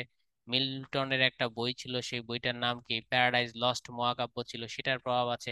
কিভাবে আমরা জানি গড হিরো হবে, আর স্যাটান মানে হচ্ছে কি শয়তান, শয়তান কি হবে? ভিলেন হবে, এরকমটাই হওয়া উচিত। কিন্তু জন মিল্টন প্যারাডাইজ লস্টে স্যাটানকে হিরো বানায় দিলেন আর গডকে ভিলেন বানায় দিলেন। একই ঘটনা মাইকেল করেছেন। মাইকেল দেখো মেঘনাদে, মেঘনাদ বধে তিনি রাবণকে হিরো বানিয়েছেন। অথচ রামায়ণের হিসাব যদি তুমি পড়ো, রামায়ণের হিসাব পড়লে কিন্তু রাম হিরো আর হচ্ছে রাবণ ভিলেন, কিন্তু মেঘনাদ তো ঘটনা উল্টায় দিছে। এই বেটাকে ভিলেন বানায় দিয়া একে হিরো বানায় দিছে। তাহলে বলো তো, মেঘনাদ যে এই ঘটনা উল্টায় দিলেন, মানে শয়তানকে হিরো বানায় দিলেন, আর রাম তো ভগবান, ভগবানকে ভিলেন বানায় দিলেন। মেঘনাদ বোধে মেঘনাদের উপর কার প্রভাব পড়েছে? মাইকেলের উপর কার প্রভাব পড়েছে বলো তো দেখি, কোন কবির প্রভাব পড়েছে? হ্যাঁ, মিল্টনের প্রভাব পড়েছে, এই তো বুঝে গেছো। গুড। তাহলে আশা করি মেঘনাদ বধের কাহিনী আমরা কি করলাম, বুঝতে পারলাম। দেখি আমি তোমাদের কিছু প্রশ্ন করি। বলো তো এখানে কয়দিন কয় রাতের কাহিনী? মেঘনাদ বধে কয়দিন কয় রাতের কাহিনী আছে? 3 দিন 2 রাতের কাহিনী আছে, থ্যাংক ইউ। হুম। এটা কোন ধরনের রস? প্রিলি, প্রিলির প্রশ্ন, রিটেন নয়, প্রিলির প্রশ্ন। বলো এটা কোন ধরনের রস? হ্যাঁ, এটা হচ্ছে বীর রস। রাবণ কোন অঞ্চলের রাজা? লঙ্কা রাজা। এগুলো সব পারবে তোমরা, সমস্যা নেই না। আর কাহিনীর উৎস কি? রামায়ণ থেকে নেওয়া হয়েছে, কাহিনীর উৎস নেওয়া হয়েছে থেকে রামায়ণ থেকে। আর মোট 9টা খণ্ড আছে। কয়টা খণ্ড? 9টা খণ্ড। এই 9টা খণ্ডকে বলা হয় 9টা স্বর্গ। দেখো, এই স্বর্গ মানে হচ্ছে হেভেন, আর এই স্বর্গ মানে হচ্ছে খণ্ড। তাই মেঘনাদ বধে 9টি খণ্ড আছে। এর মধ্যে 6 নাম্বার খণ্ডে মেঘনাদ মারা যায়। অর্থাৎ মেঘনাদ মারা যাওয়ার পরও 7 নাম্বার, 8 নাম্বার, 9 নাম্বার খণ্ড আছে। এই খণ্ডগুলাতে তাণ্ডব চালায় রাবণ, প্রতিশোধ নেয়। এই জন্যই মেঘনাদ বধের হিরো কিন্তু মেঘনাদ নয়, হিরো কিন্তু রাবণ। কারণ মেঘনাদ তো মরেই যায়। তাহলে হিরোইজম মূলত কার মধ্যে আছে? রাবণের মধ্যে। Thank you. তাহলে আমরা মেঘনাদ বধ এখন আর পড়বো না। আমরা এখন মাইকেলের কিসে চলে যাব? মাইকেলের কাব্যগ্রন্থে চলে যাব। তার প্রহসন পড়ে ফেললাম, সবই পড়লাম আমরা। কাব্যগ্রন্থে একটু সংক্ষেপে যাব, বাকি আছে আমাদের তার কাব্যগ্রন্থ আর নাটক। তার কাব্যগ্রন্থের মধ্যে একটা কাব্য তোমরা পড়েছো, তিলোত্তমা সম্ভব কাব্য। এটি তার প্রথম প্রথম কাব্যগ্রন্থ, তিলোত্তমা সম্ভব। এই তিলোত্তমা সম্ভবের মধ্যে কি আছে? আরেকটা তার বিখ্যাত কাব্য হচ্ছে তোমার বীরাঙ্গনা কাব্য। এই দুইটা কাব্য আমি একটু সংক্ষেপে বলে দেই। তিলোত্তমা সম্ভব মানে তিলোত্তমার দ্বারা সব সম্ভব। এই কাব্যটার কাহিনীটা একটু যদি তোমাদের আমি বলি, তাহলে তোমরা দেখো ব্রহ্মা আছে, বিষ্ণু আছে, শিব আছে। হিন্দু ধর্মের প্রধান 3 দেবতা। এর মধ্যে ব্রহ্মার পূজা করলে ব্রহ্মা বর দেয়। 2টা ভাই থাকে, এক ভাইয়ের নাম বড় ভাই সুন্দ, আরেকটা ভাই থাকে ছোট ভাই, ওর নাম থাকে উপসুন্দ। এই দুইজন ব্রহ্মাকে পূজা করে, দুইজনেই ব্রহ্মার কাছ থেকে অমরত্ব পায়। এখন ব্রহ্মা যাকে অমরত্ব দেয়, তাকে আবার বলে দিছে এই 2 ভাগে, তোমরা যদি নিজেরা নিজেদের হত্যা না করো তাহলে তোমাদের কেউ হত্যা করতে পারবে না। এই যে 2 ভাই অমরত্ব পায় গেল, হিন্দু ধর্মে তিনটা ভুবন পাতাল, এই দুই ভাই মিলে পাতাল দখল করে। দুই ভাই মিলে এই মর্ত মানে আমাদের পৃথিবী দখল করে। এরপর বাকি থাকে স্বর্গ, এই দুই ভাই মিলে স্বর্গ দখলে যায়। তোমরা বোধহয় সবাই জানো স্বর্গে আবার কার দখলে, দেবরাজ ইন্দ্রের দখলে। এখন এই দুই ভাই যখন স্বর্গ দখল করতে গেছে, দুই ভাই গিয়ে ইন্দ্রের ইচ্ছা মতো পিটাইছে। ইন্দ্র দুই ভাইয়ের হাতে মায়ের দৌড় খায় আহত হয়ে গিয়া এদের প্রধান দেবতা বিষ্ণুর কাছে বিচার দিছে যে বস দেখেন আমার মায়েরা ছিঁড়ে বেড়ে লাইছে, কি করছে দেখেন এই দুই ভাই মিলে। এখন বিষ্ণুরও কিন্তু ক্ষমতা নাই সুন্দকে আর এই সাপ সুন্দ বা উপসুন্দ ছোট ভাইকে, এই সাপ সুন্দকে সুন্দকে হত্যা করার ক্ষমতা বিষ্ণুরও নাই। কারণ ব্রহ্মা তাদের অমরত্ব দিয়েছে, তাদের হত্যা করার ক্ষমতা শুধুমাত্র আছে দে দ্যাম সেলফ, তারা নিজেরা নিজেদের হত্যা করতে পারবে, আর কেউ পারবে না। তখন বিষ্ণু গোলাপ থেকে এক তিল, হাসনা হেনা থেকে এক তিল, রজনীগন্ধা থেকে এক তিল, ক্যাটরিনা কাইফ থেকে এক তিল, আলিয়া ভাট থেকে এক তিল নিয়ে এক নারী তৈরি করলো। সেই নারীর নামই কি? তিলোত্তমা। বাকি ঘটনা তোমরা নিশ্চয়ই বুঝে গেছো। সেই নারীকে ছেড়ে দিল সুন্দর কাছে, সুন্দর বলল আই লাভ ইউ তিলোত্তমা, তিলোত্তমা বললো মিঠু মিঠু, দিল উপসুন্দর কাছে। আই আই উপসুন্দর দেখে বললো আই উইল ম্যারি ইউ তিলোত্তমা, তিলোত্তমা বললো মিঠু মিঠু। এবারে দুই ভাই ঝগড়া লাগাই দিল। এ বলে আমি যেহেতু সিনিয়র আমার সিরিয়াল আগে, আমাকে আগে লেটস মি মেরি, আমাকে আগে বিয়ে করতে দাও। উপসুন্দর বললে কেউ খাবে কেউ পাবে না, তা হবে না তা হবে না। দুই ভাই লাগলো মারামারি, এক ভাই আরেক ভাইকে সানডে মানডে ক্লোজ করে দিল। তিলোত্তমার কাজ কি হয়ে গেল? শেষ হয়ে গেল, স্বর্গে চলে গেল। কাহিনী সুন্দর না? কি বলো? হ্যাঁ, বিধি তুমি বলে দাও আমি কার। এই হচ্ছে তিলোত্তমার দ্বারা সম্ভব, সব সম্ভব, তাই কাব্যের নাম হইলো কি? তিলোত্তমা সম্ভব। খুবই ক্রিয়েটিভ রাইটার, হ্যাঁ। স্বর্গের অপ্সরী তিলোত্তমা। তাহলে তিলোত্তমা সম্ভব কাব্য অসাধারণ, হইচই পড়ে গেল বাংলা সাহিত্যে মাইকেলের এই কাব্যের মাধ্যমে। বীরঙ্গনা কাব্য এটা হচ্ছে বাংলা সাহিত্যে আবার একটা পত্রকাব্য। পত্রকাব্য মানে কি? চিঠি। এখানে এখানে থাকবে তোমার প্রিয়, আর এখানে থাকবে ইতি, এরকম চিঠি আকারে লেখা। এই চিঠির মধ্যে আমরা দেখতে পাই 11 জন নারী, বীর নারী মানে সাহসী নারী থাকে। 11 জন নারী তাদের, কেউ হাজবেন্ডের কাছে চিঠি লেখে, কেউ আবার বয়ফ্রেন্ডের কাছে চিঠি লেখে। যেমন ধরো আহ দ্রৌপদী, দ্রৌপদী লিখেছে অর্জুনের কাছে, তাহলে এটা হাজবেন্ডের কাছে লিখেছে ওয়াইফ। আবার দেখতে পাবো রাজা দুষ্মন্ত লিখেছে, শকুন্তলা লিখেছে রাজা দুষ্মন্তের কাছে, তাহলে এটাও কি হাজবেন্ড ওয়াইফ। কিন্তু দেখো বয়ফ্রেন্ডের কাছে আছে সোমের প্রতি তারা, একটা চিঠির নাম হচ্ছে, একটা কবিতার নাম, 11টি কবিতা তো বা 11টি চিঠি, একটি কবিতার নাম সোমের প্রতি তারা। এখানে লেখে প্রিয় সোম, ইতি তোমার তারা। এখন এই সোম আর তারা কি এটা দেখতে হবে। সোম তার শিক্ষকের কাছে আছে, গুরুর কাছে লেখাপড়া করতে, আর এই গুরুর পত্নী হচ্ছে তারা। বুঝতে পারছো? এই গুরুর পত্নী গিয়ে এই শিষ্যের প্রেমে পড়ে যায়। তখন সোমকে চিঠি পাঠায়, সোম জানি তোমার আমার প্রেম জগৎ সংসার মেনে নিবে না, বলবে এই প্রেম অবৈধ। কিন্তু তারা বলে সোম ভেবে দেখো প্রেম তো অবৈধই হয়, সো লেটস লাভ, চলো ভালোবাসি। এই হচ্ছে তোমার কবিতার নাম সোমের প্রতি তারা। সুন্দর না? প্রেম তো অবৈধই হয়। তাহলে এই হচ্ছে সোম তারার কাহিনী। আর এই কাব্যগ্রন্থের নাম কি বলো তো? আমি কোন কাব্যের 11টি চিঠির কথা বললাম? কাব্যগ্রন্থের নাম কি? তোমরা একটা লেটার লিখলেই হবে, সব লেটার লিখতে হবে না। হ্যাঁ, বীরঙ্গনা কাব্য। এটা হচ্ছে চিঠি কাব্য, এটা হচ্ছে পুত্র কাব্য। এই তো বুঝে গেলাম। এবার হচ্ছে আমরা মোটামুটি মাইকেলের অনেক কিছুই দেখলাম, এখন আমরা মাইকেলের নাটক দেখবো। যেমন ধর একটা নাটক আমরা পড়েছি তার পদ্মাবতী, এটি একটি নাটক। তার শর্মিষ্ঠা, এটা একটা নাটক, এটি তার প্রথম সার্থক নাটক। পদ্মাবতী হচ্ছে তার কেমন ধরনের নাটক? কমেডি নাটক। আর হচ্ছে তোমার কৃষ্ণকুমারী, এটি তার ট্রাজেডি নাটক। এবার তোমরা বলো। আর তার মৃত্যুর পর প্রকাশিত একটা নাটক আছে, সেই নাটকের নাম হচ্ছে মায়া কানন। এবার তোমরা বলো মাইকেলের কোন নাটকটা শুনতে চাও? আমরা সব বলবো না, কোন নাটকটা তোমরা শুনতে চাও? সার্থক কেন বলা হয়? তুমি ধরো দুইটা সিনেমা, তুমি একটা সিনেমা বানাইছো, আমি একটা সিনেমা বানাইছি, আমার সিনেমাটা ফ্লপ হয়েছে, তোমার সিনেমাটা সুপার টুপার হিট হয়েছে। আমার সিনেমার ক্যারেক্টার দুর্বল, কাহিনী দুর্বল, আমি হচ্ছে জন্টু। আমি আমি হচ্ছে পরিচালক জন্টু, আর তুমি হচ্ছে পরিচালক বানশালী।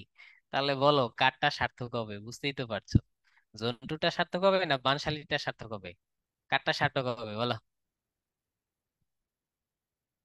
হ্যাঁ, বানশালী, তাহলে এইটাই, বানশালী হচ্ছে মাইকেল, আর দেলোয়ার জাহান জন্টু হচ্ছে তোমার ওই আগে যারা নাট্যকার তারা হচ্ছে জন্টু।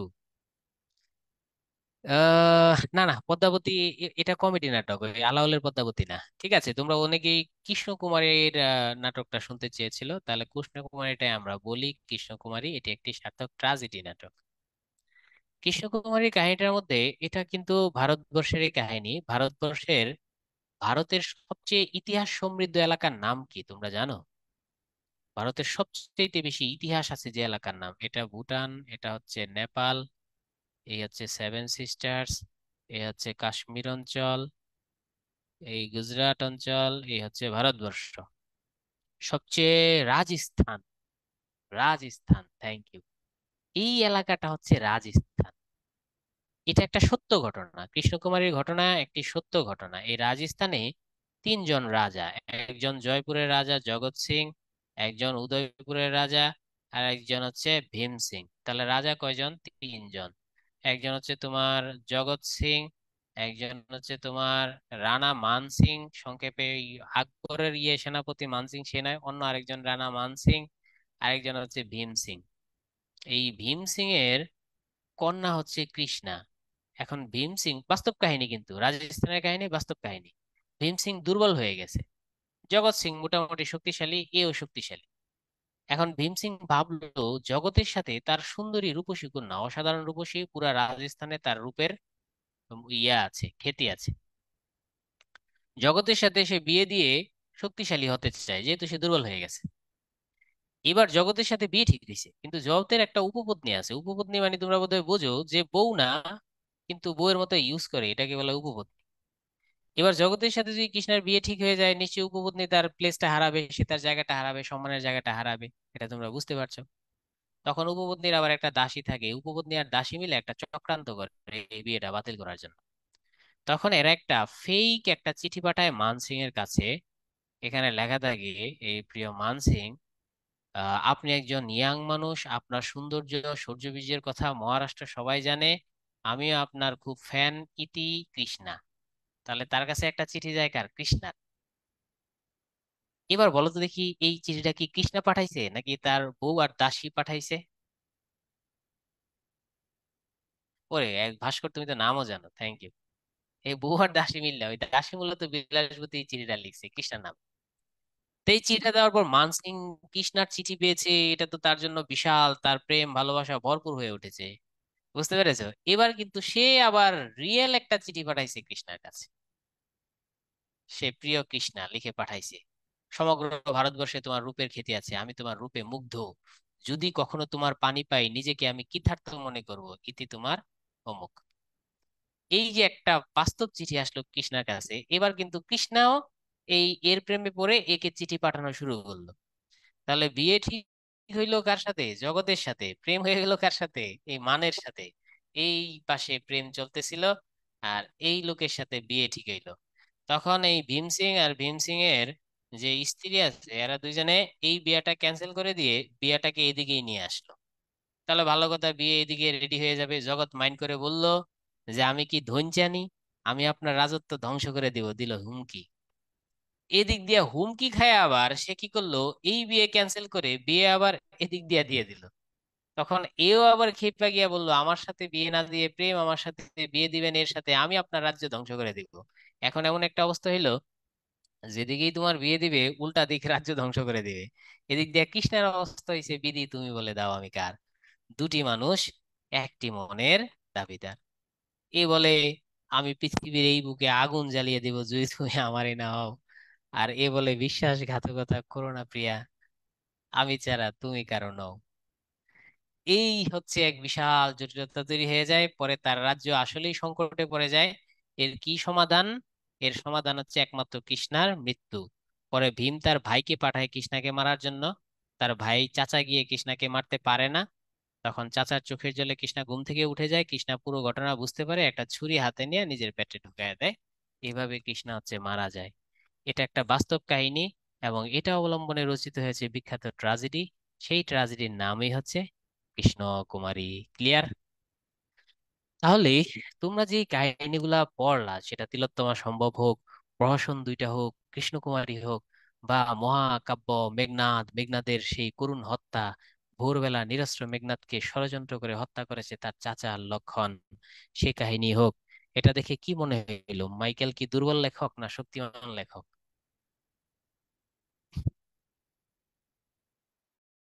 কোনটা? আচ্ছা, তোমাদের ট্যালেন্টেড স্ট্রং, ঠিক আছে, বলো তো তোমাদের কোনটা বেশি ভালো লেগেছে? আমরা তো অনেক কিছুই পড়লাম, কৃষ্ণকুমারী নাটক পড়লাম, শর্মিষ্ঠা একটা পৌরাণিক কাহিনী, শর্মিষ্ঠা হ্যাঁ পাওয়ারফুল না, কোনটা বেশি ভালো লেগেছে? মাস্টার মাইন্ড রাইটার তো অবশ্যই পিক লেভেলের, ওই যে বললাম না, মাইকেলের আগে যারা ছিল ঈশ্বরচন্দ্র গুপ্ত, ঈশ্বরচন্দ্র গুপ্ত ছিল এই লেভেলের, আর মাইকেল পৌঁছায় গেছিল এই লেভেলে। এই জন্য তো মাইকেল ভাবলো বাংলা সাহিত্যে আর আমার কিছু নাই, এবার আমি ইংল্যান্ডে চলে যাই, ইংল্যান্ডে গেল, পরে আবার ফ্রান্সে গেল, কিন্তু সেখানে গিয়ে সে ব্যর্থ হইল। কৃষ্ণকুমারী বেশি ভালো লেগেছে? ঠিক আছে, এই হচ্ছে আমাদের মাইকেলের সাহিত্য। তাহলে আমরা মোটামুটি মাইকেলের সবই বললাম না? শর্মিষ্ঠা নাটকের বৈশিষ্ট্য হচ্ছে, শর্মিষ্ঠা হচ্ছে পৌরাণিক কাহিনী থাকে, শর্মিষ্ঠার একটা বান্ধবী থাকে, সেই বান্ধবীর নাম থাকে হচ্ছে দেবযানী। এই দেবযানীকে সে তোমার ছোটবেলা ধাক্কা দিয়ে কুয়ায় ফেলায় দেয়, পরে তার বিচার হয়, শর্মিষ্ঠার বিচার হয় কি জানো? এই দেবযানীকে কুয়ায় ফেলানোর কারণে পরে দেবযানীকে বাঁচায় আরেকজন রাজকুমার আছে যযাতি। এর এর সাজা হয়, এর যখন বিয়ে হবে এ তখন দাসী হবে। পরবর্তী দেখো দেবযানীকে বাঁচায় যযাতি, যযাতির সাথেই তার বিয়ে হয়ে যায়। বিয়ে হলে পরে শর্মিষ্ঠা দাসী হয়ে ওই ঘরে যায়। কিন্তু দুঃখের বিষয়, এই যযাতি একসময় শর্মিষ্ঠাকে গোপনে বিয়ে করে ফেলে। এই কাহিনী নিয়ে রচিত হয়েছে শর্মিষ্ঠা। কি বলেছো পদ্মাবতী এর কাহিনী সম্পর্কে জানতে চাই মাইকেলেরটা? সেভেন সিস্টার্সটা আসলে কি? সেভেন সিস্টার্স এখন বলতে যাবো না ভাইয়া, ওটা জেনারেল নলেজের ব্যাপার, তো ওটা এখন বলা যাবে না। এটা বলেই তো শেষ করতে পারছি না। পদ্মাবতীর কাহিনী হচ্ছে, তোমরা অ্যাপল অফ ডিসকর্ড যেটা পড়েছো সেটা হচ্ছে পদ্মাবতীর কাহিনী। এই পদ্মাবতীর কাহিনীর মধ্যে আমরা অত্যন্ত সুন্দরী নারী দেখতে পাই, পদ্মাবতী। আর হচ্ছে তোমার ইন্দ্রজিৎ আছে একজন, বুঝতে পেরেছো? এই ইন্দ্রজিৎ পদ্মাবতী এদের হচ্ছে মূল কাহিনী এটা। এই পদ্মা ইন্দ্রনীল, হুম, এই ইন্দ্রনীল কি করে জানো? ইন্দ্রনীল হচ্ছে ঘুমায় থাকে, 15 বছর ঘুমায় থাকে। কিন্তু নারদ নামে একজন মেসেঞ্জার আছে আমাদের জিবরাইল আলাইহিস সালামের মতে, সে 3জন নারীর কাছে যায়। একটা নারী হচ্ছে মুরজা কুবেরের স্ত্রী, তার কাছে যায় সূচি, সূচি হচ্ছে দেবরাজ ইন্দ্রের স্ত্রী, তার কাছে যায়। আর রতি, রতি হচ্ছে প্রেমের দেবী, কামনার দেবী। এখন সে নারদ গিয়া 3জনকে পাম্পট্টি লাগায় কে বেশি সুন্দর, এই 3জনের মধ্যে একটা প্রতিযোগিতা লাগায় দেয়। তখন ইন্দ্রজিৎ থাকে ঘুমায়, ইন্দ্রনীল থাকে ঘুমায়, তাকে জাগায় জাগায় তাকে বিচারক বানায়। মুরজা তো টাকা পয়সা, কুবেরের স্ত্রী, অনেক টাকা। মুরজা ইন্দ্রনীলকে বলে আমি তোমাকে অনেক টাকা দিব, তুমি আমাকে সুন্দরী বলে বিবেচনা করো, কিন্তু সে সুন্দরী বানায় না। সূচি হচ্ছে দেবরাজ ইন্দ্রের স্ত্রী, সে বলে আমি তোমাকে দেবতার মর্যাদা দিব, তুমি আমাকে সুন্দরী বলে ঘোষণা করো, সেও করে না। আর রতি বলে আমি তোমাকে ইচ্ছা মতো কি দিব, প্রেম দিব, কামনা বাসনা দিব, তুমি আমাকে জয়ী বলে ঘোষণা করো, পরে সে কিন্তু এই রতিকেই কি করে, জয়ী বলে ঘোষণা করে। এ হচ্ছে মূল ঘটনা। তাহলে পদ্মাবতী আসলো কেমনে? দেখো এরপর দেখা যায় এর সাথে এর একটা সম্পর্ক হয়ে যায়, ব্যাপক সম্পর্ক, বিয়ে শাদী হবে হবে, এরা তখন প্যাচ মারে। যাই হোক, এদের চক্রান্তে সে আবার স্বপ্নে দেখে কাকে, পদ্মাবতীকে, পদ্মাবতীর রূপ দেখে সে বিমোহিত হয়ে পড়ে, পরবর্তীতে এই রতিকে বাদ দিয়ে সে পদ্মাবতীকে বিয়ে করে ফেলে। আর এই দুইজনের চক্রান্তে সে রতিকে ছেড়ে দেয়। এই হচ্ছে মূল ঘটনা, কমেডি নাটক। তাহলে মাইকেল সম্পর্কে আমরা পড়ে ফেললাম। এখন আমি তোমাদের 2-3টা প্রশ্ন করে আমরা এখন আর মাইকেল শেষ আমাদের, আমরা এখন চলে যাব যেটা, সেটা হচ্ছে যে ব্যাকরণ অংশে আমরা চলে যাব। আমি তোমাদের কাছে মাইকেল সম্পর্কে এর মধ্যে কিছু প্রশ্ন দেখে যেতে চাই, দেখি তোমরা পারো কিনা। বলো, মেঘনাদ বধ, মেঘনাদ বধের কাহিনী মাইকেল কাকে, কোন কবিকে অনুসরণ করেছেন? আমি অপশন দিতে চাইলে দিতে পারবো, এস.টি. কুলারিসকে অনুসরণ, জন মিল্টনকে, অ্যান্সার কারেক্ট হয়ে গেছে। ওকে, আর হিরো কি, হিরো কি মেঘনাদ নাকি রাবণ? কে 9 স্বর্গ পর্যন্ত ছিল? যে লং টাইম ছিল সে হবে হিরো, হিরো হচ্ছে রাবণ। থ্যাংক ইউ, ঘটনা বুঝে গেছে। বলো যে কি বীরাঙ্গনা, বীর মানে বীর নারী, অঙ্গনা মানে হচ্ছে নারী, তাহলে বীর নারী, ওখানে কয়জন নারীর কাহিনী আছে? 11 জন। ওরে, সব মনে আছে তোমাদের। কৃষ্ণকুমারী কোন অঞ্চলের কাহিনী, ভারতের কোন অঞ্চলের কাহিনী কৃষ্ণকুমারীর কাহিনী? রাজস্থান। পদ্মাবতী কোন জাতীয় নাটক, ট্রাজেডি, কমেডি, কোনটা? পদ্মাবতী কমেডি নাটক, সব পারো তো তোমরা। মাইকেল বিখ্যাত হয়েছেন 1860 না 1861? 1860। মাইকেল অমর সাহিত্য রচনা করে অমরত্ব লাভ করেছেন 1860 না 1861? 1861। আমাদের লাস্ট একটা প্রশ্ন, বলো তার যে দুইটা প্রহসন, একই কি বলে সভ্যতা, বুড়ো শালিকের ঘাড়েরও, কত সালে রচিত প্রহসন দুইটা? একই সালে, দুইটাই 1860। আর তার যে ট্রাজেডি রচনাগুলা, একটা হচ্ছে মেঘনাদ হত্যার কাহিনী, মেঘনাদ বধ, আরেকটা হচ্ছে তোমার কৃষ্ণকুমারী মারা যাওয়ার কাহিনী, এই দুইটা কত সালে? 1861। এই তো হয়ে গেছে সব পার। এখন আমরা করব বানান শুদ্ধি। বানান শুদ্ধির জন্য কি 5 মিনিট রেস্ট দিয়ে শুরু করব নাকি, নাকি রেস্ট ছাড়াই চলবে?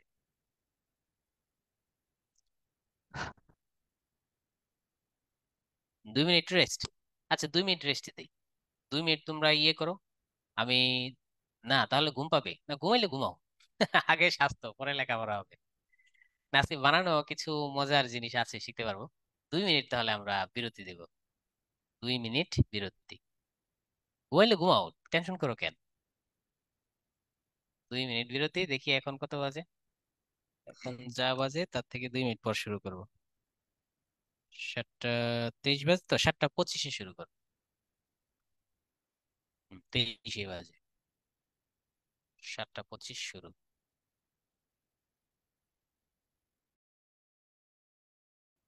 আমরা আবার চলে আসলাম বানানে, হ্যাঁ। আচ্ছা, তোমরা কি আছো নাকি ঘুমিয়ে পড়েছো? Welcome back again. আবার স্বাগত। বানানের শুরুতে আমরা দেখবো, দেখো স্বাগতম এটা কিন্তু ভুল। স্বাগতম ভুল। তাহলে কারেক্ট কি? স্বাগত, এটাই হচ্ছে কারেক্ট। এখন যেটা আমি লিখবো সুস্বাগত, বলো তো এটা আমি ঠিক লিখলাম না ভুল লিখলাম? এটা ঠিক না ভুল? তাহলে এটাও কিন্তু ভুল। তাহলে অনলি কারেক্ট কোনটা? স্বাগত। আচ্ছা, আমরা আস্তে আস্তে দেখবো কোনটা কেন কি কারণে ভুল হইলো, সেটা আমরা একটু দেখবো, হ্যাঁ। ধীরে ধীরে দেখার চেষ্টা করবো। হুম। এই যে দেখো, একটা হচ্ছে ব্যয় আর একটা হচ্ছে ব্যয়। এই দুইটার পার্থক্য আমরা পার্থক্য আলো অনুসারেই পড়বো, তুলনা করেই পড়বো, হ্যাঁ। দামাদাম করে। এখন তুমি কেমনে বুঝবা? যেমন ধরো ব্যয়, এটা কিন্তু কারেক্ট। আবার ধরো ব্যাকুল, এটা কিন্তু কারেক্ট, ঠিক না? আবার ব্যর্থ, এটা ঠিক। আবার ধরো তোমার ব্যাহত, এটা ঠিক। এবার বলো তোমরা কি এমনি বুঝো কিনা? যদি বুঝো তাহলে আর আমার আলোচনা নিষ্প্রয়োজন। আলোচনার দরকার আছে নাকি দরকার নাই? Yes or no? দরকার আছে নাকি দরকার নাই? আছে। তাহলে আমরা দেখি। দরকার। খুব সহজ। দেখো এটা একটা যদি থাকে এগুলো সন্ধির মাধ্যমে হয়। যদি আটা থাকে তাহলে এখানে হবে। বিষয়টা আমি তোমাদের বুঝাই। সন্ধিতে একটা নিয়ম আমরা পড়েছি, ইত্যাদি। ইত্যাদি শব্দটাকে যে আমরা ব্যাখ্যা ব্যাখ্যা করি, তাহলে এই পাশে থাকে হচ্ছে আমাদের আদি। আর এখানে জফলাটা কিন্তু রসিকার হয়ে যায়, দেখো। এখানে ই লিখলাম, ত লিখলাম, জফলাটা আমার রসিকার হয়ে গেল। তাহলে সন্ধির নিয়মে আমরা কি জানি? জফলা থাকলে সেটা কি হয়ে যায়? রসিকার হয়ে যায়। এটা হচ্ছে সন্ধির নিয়ম। তাই এটা সন্ধি যদি বিচ্ছেদ করো তাহলে এই জফলাটা হয়ে যাবে জফলা, এটা হয়ে যাবে বি। আর এখানে আছে আকুল, এই যে আকুল একটা শব্দ আছে, করস্কার কুল, আকুল। তাহলে যখন তোমার এ পাশে আকুল থাকবে, তখনই তো এখানে এই আকারটা আসবে। এবার এখানে দেখো বিযোগ আহত, আহত একটা শব্দ আছে নিশ্চয়ই, আমরা জানি। বিযোগ আহত। তাহলে এই আহত থাকার ফলেই তো এখানে ব্যাহত হবে, না হলে তো হইতো না। এবার তুমি এটা বিচ্ছেদ করো, এই জফলা থাকার কারণে এটা বি হবে, বিযোগ অর্থ। তাহলে দুইটা মিলে আমার কি হয়ে গেল? ব্যর্থ। ক্লিয়ার? পার্থক্য ক্লিয়ার? ক্লিয়ার হলে সি লিখবা। তাহলে আমরা বেশি আলোচনা করবো না, অনেক আলোচনা করার চেষ্টা করব। যদি এখানে আমার আকার থাকে, যেমন আকুলে আকার আছে, আকুলে আকার থাকলে এখানে আমার আকার হবে, আর এখানে আকার না থাকলে আকার নেই, শেষ। সোজা হিসাব। আর ব্যয় হচ্ছে বিযোগ অয়। বিযোগ অল হয় প্রকৃতি প্রত্যয়ের নিয়মে, অলের আরেকটি বিকল্প হচ্ছে অয়। তাহলে বিযোগ অয় দুইটা মিলে ব্যয়। বুঝতে পেরেছো? বিযোগ আখ্যা, দুইটা মিলে ব্যাখ্যা। হ্যাঁ, সেটাও ঠিক। বিযোগ আখ্যা, তাহলে দুইটা মিলে কি হয়ে যাবে? ব্যাখ্যা। তাহলে এই যে এখানে দেখো আছে, থাকার ফলে ব্যাখ্যার মধ্যে আমরা কি দেখতে পাই? দেখতে পাই। তাহলে হয়ে গেল। এখন আমরা আরেকটা শব্দ তোমাদের দেখবো, তোমরা পারবা। ধরো আমার কোনটা কারেক্ট আমার মনে হয় তোমরা পারবা। একটা হচ্ছে আমি লিখলাম ব্যাঘাত 1, আরেকটা হচ্ছে আমি লিখলাম ব্যাঘাত 2। বলো তো কোনটা কারেক্ট? ওয়ান কারেক্ট, কারণ এখানে আমার কি আছে, আঘাত আছে। আঘাত, এই যে ভয়কার ঘাত, আঘাত। তাহলে বি যোগ আঘাত দুইটা মিলে ব্যাঘাত। তাহলে আমরা সন্ধিতে কি বুঝলাম, জফলাটা কি হয়ে যায়, অলয়েস রস্বীকার হয়ে যায়। তাহলে আমরা এখানে দুইটা জিনিস শিখতে পারলাম সন্ধির নিয়মে, ঠিক না? এইগুলো আমাদের একটা পার্থক্য। আরেকটা পার্থক্য আমরা দেখার চেষ্টা করব, সেটা তোমরাই বুঝতে পারবা। এক হচ্ছে অধ্যয়ন, আর দুই হচ্ছে অধ্যায়ন। এটাও সন্ধির নিয়মই হবে। তোমরা বলো এই দুইটার মধ্যে কোনটা কারেক্ট, এক না দুই? এক কারেক্ট। এটা কিভাবে সন্ধির নিয়মে? অধিযোগ অয়ন, অধিযোগ অয়ন, আয়ন না। বুঝতে পেরেছো?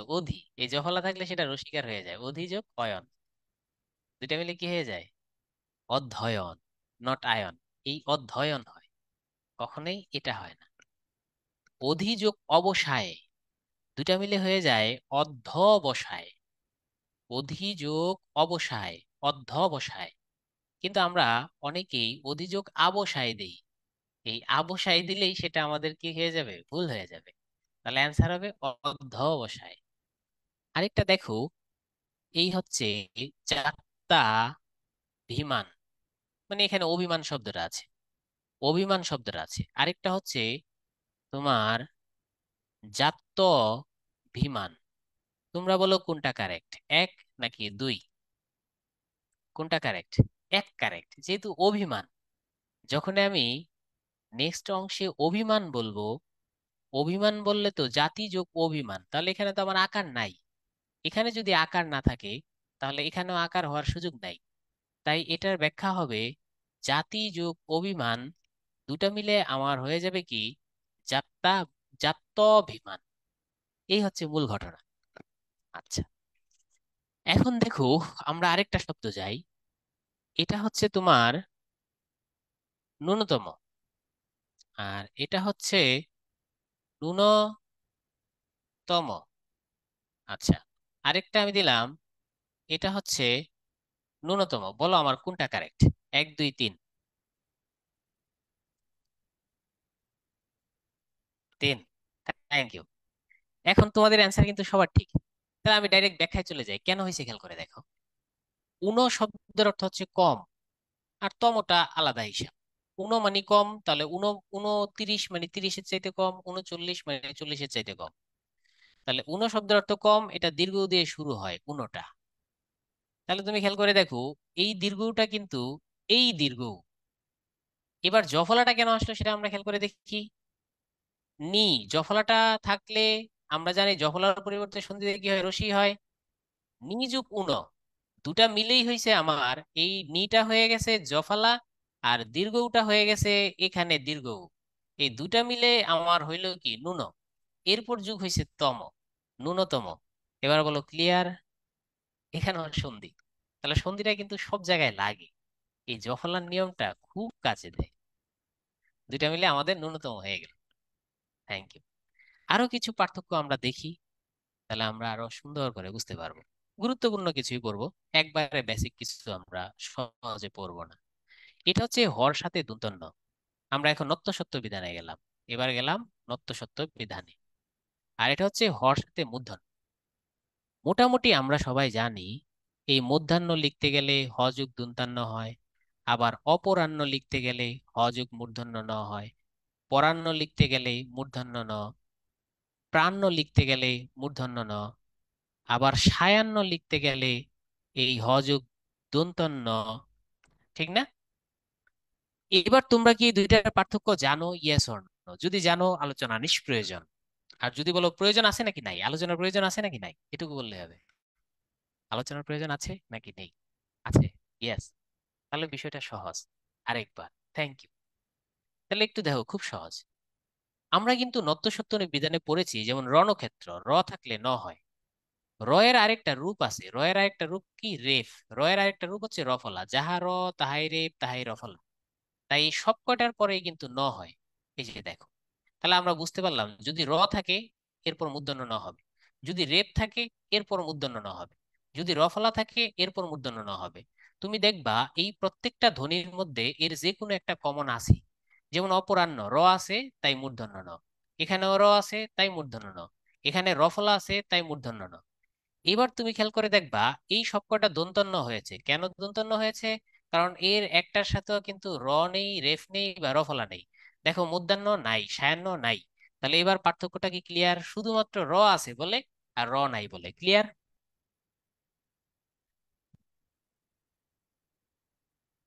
একবারে ক্লিয়ার, থ্যাংক ইউ। যদি আমার রটা থাকে, এই রটা থাকার ফলে বা রেফ থাকার ফলে এটা মূর্ধন্য ণ হবে। আর যদি আমার রটা না থাকে, এই যে নাই, নাই, তাই দন্তান্ন হইল। আর যদি বা এর জাতীয় কিছু থাকে তাহলেই মূর্ধন্য ণ হবে। ক্লিয়ার? হুম। পূর্বাহ্ন। এবার তোমরাই বলো, পূর্বাহ্ন আমি দুইটা লিখলাম। এক হচ্ছে আমি দিলাম এই পূর্বাহ্ন মূর্ধন্য ণ দিয়ে, আরেকটা আমি দিলাম পূর্বাহ্ন দন্তান্ন ণ দিয়ে। তোমরা বলো কোনটা কারেক্ট, এক না দুই? এই পূর্বাহ্ন পূর্বাহ্ন, এক না দুই?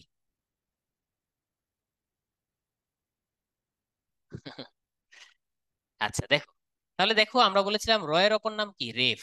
রয়ের অপর নাম কি? রফলা। যে কোনো একটা থাকলেই হবে, যে কোনো একটা থাকলেই তারপর মূর্ধন্য ন হবে। এই হচ্ছে দেখো, এখানে একটা রেফ আছে, এখানে রেফ থাকার কারণে এটা মূর্ধন্য ন হবে।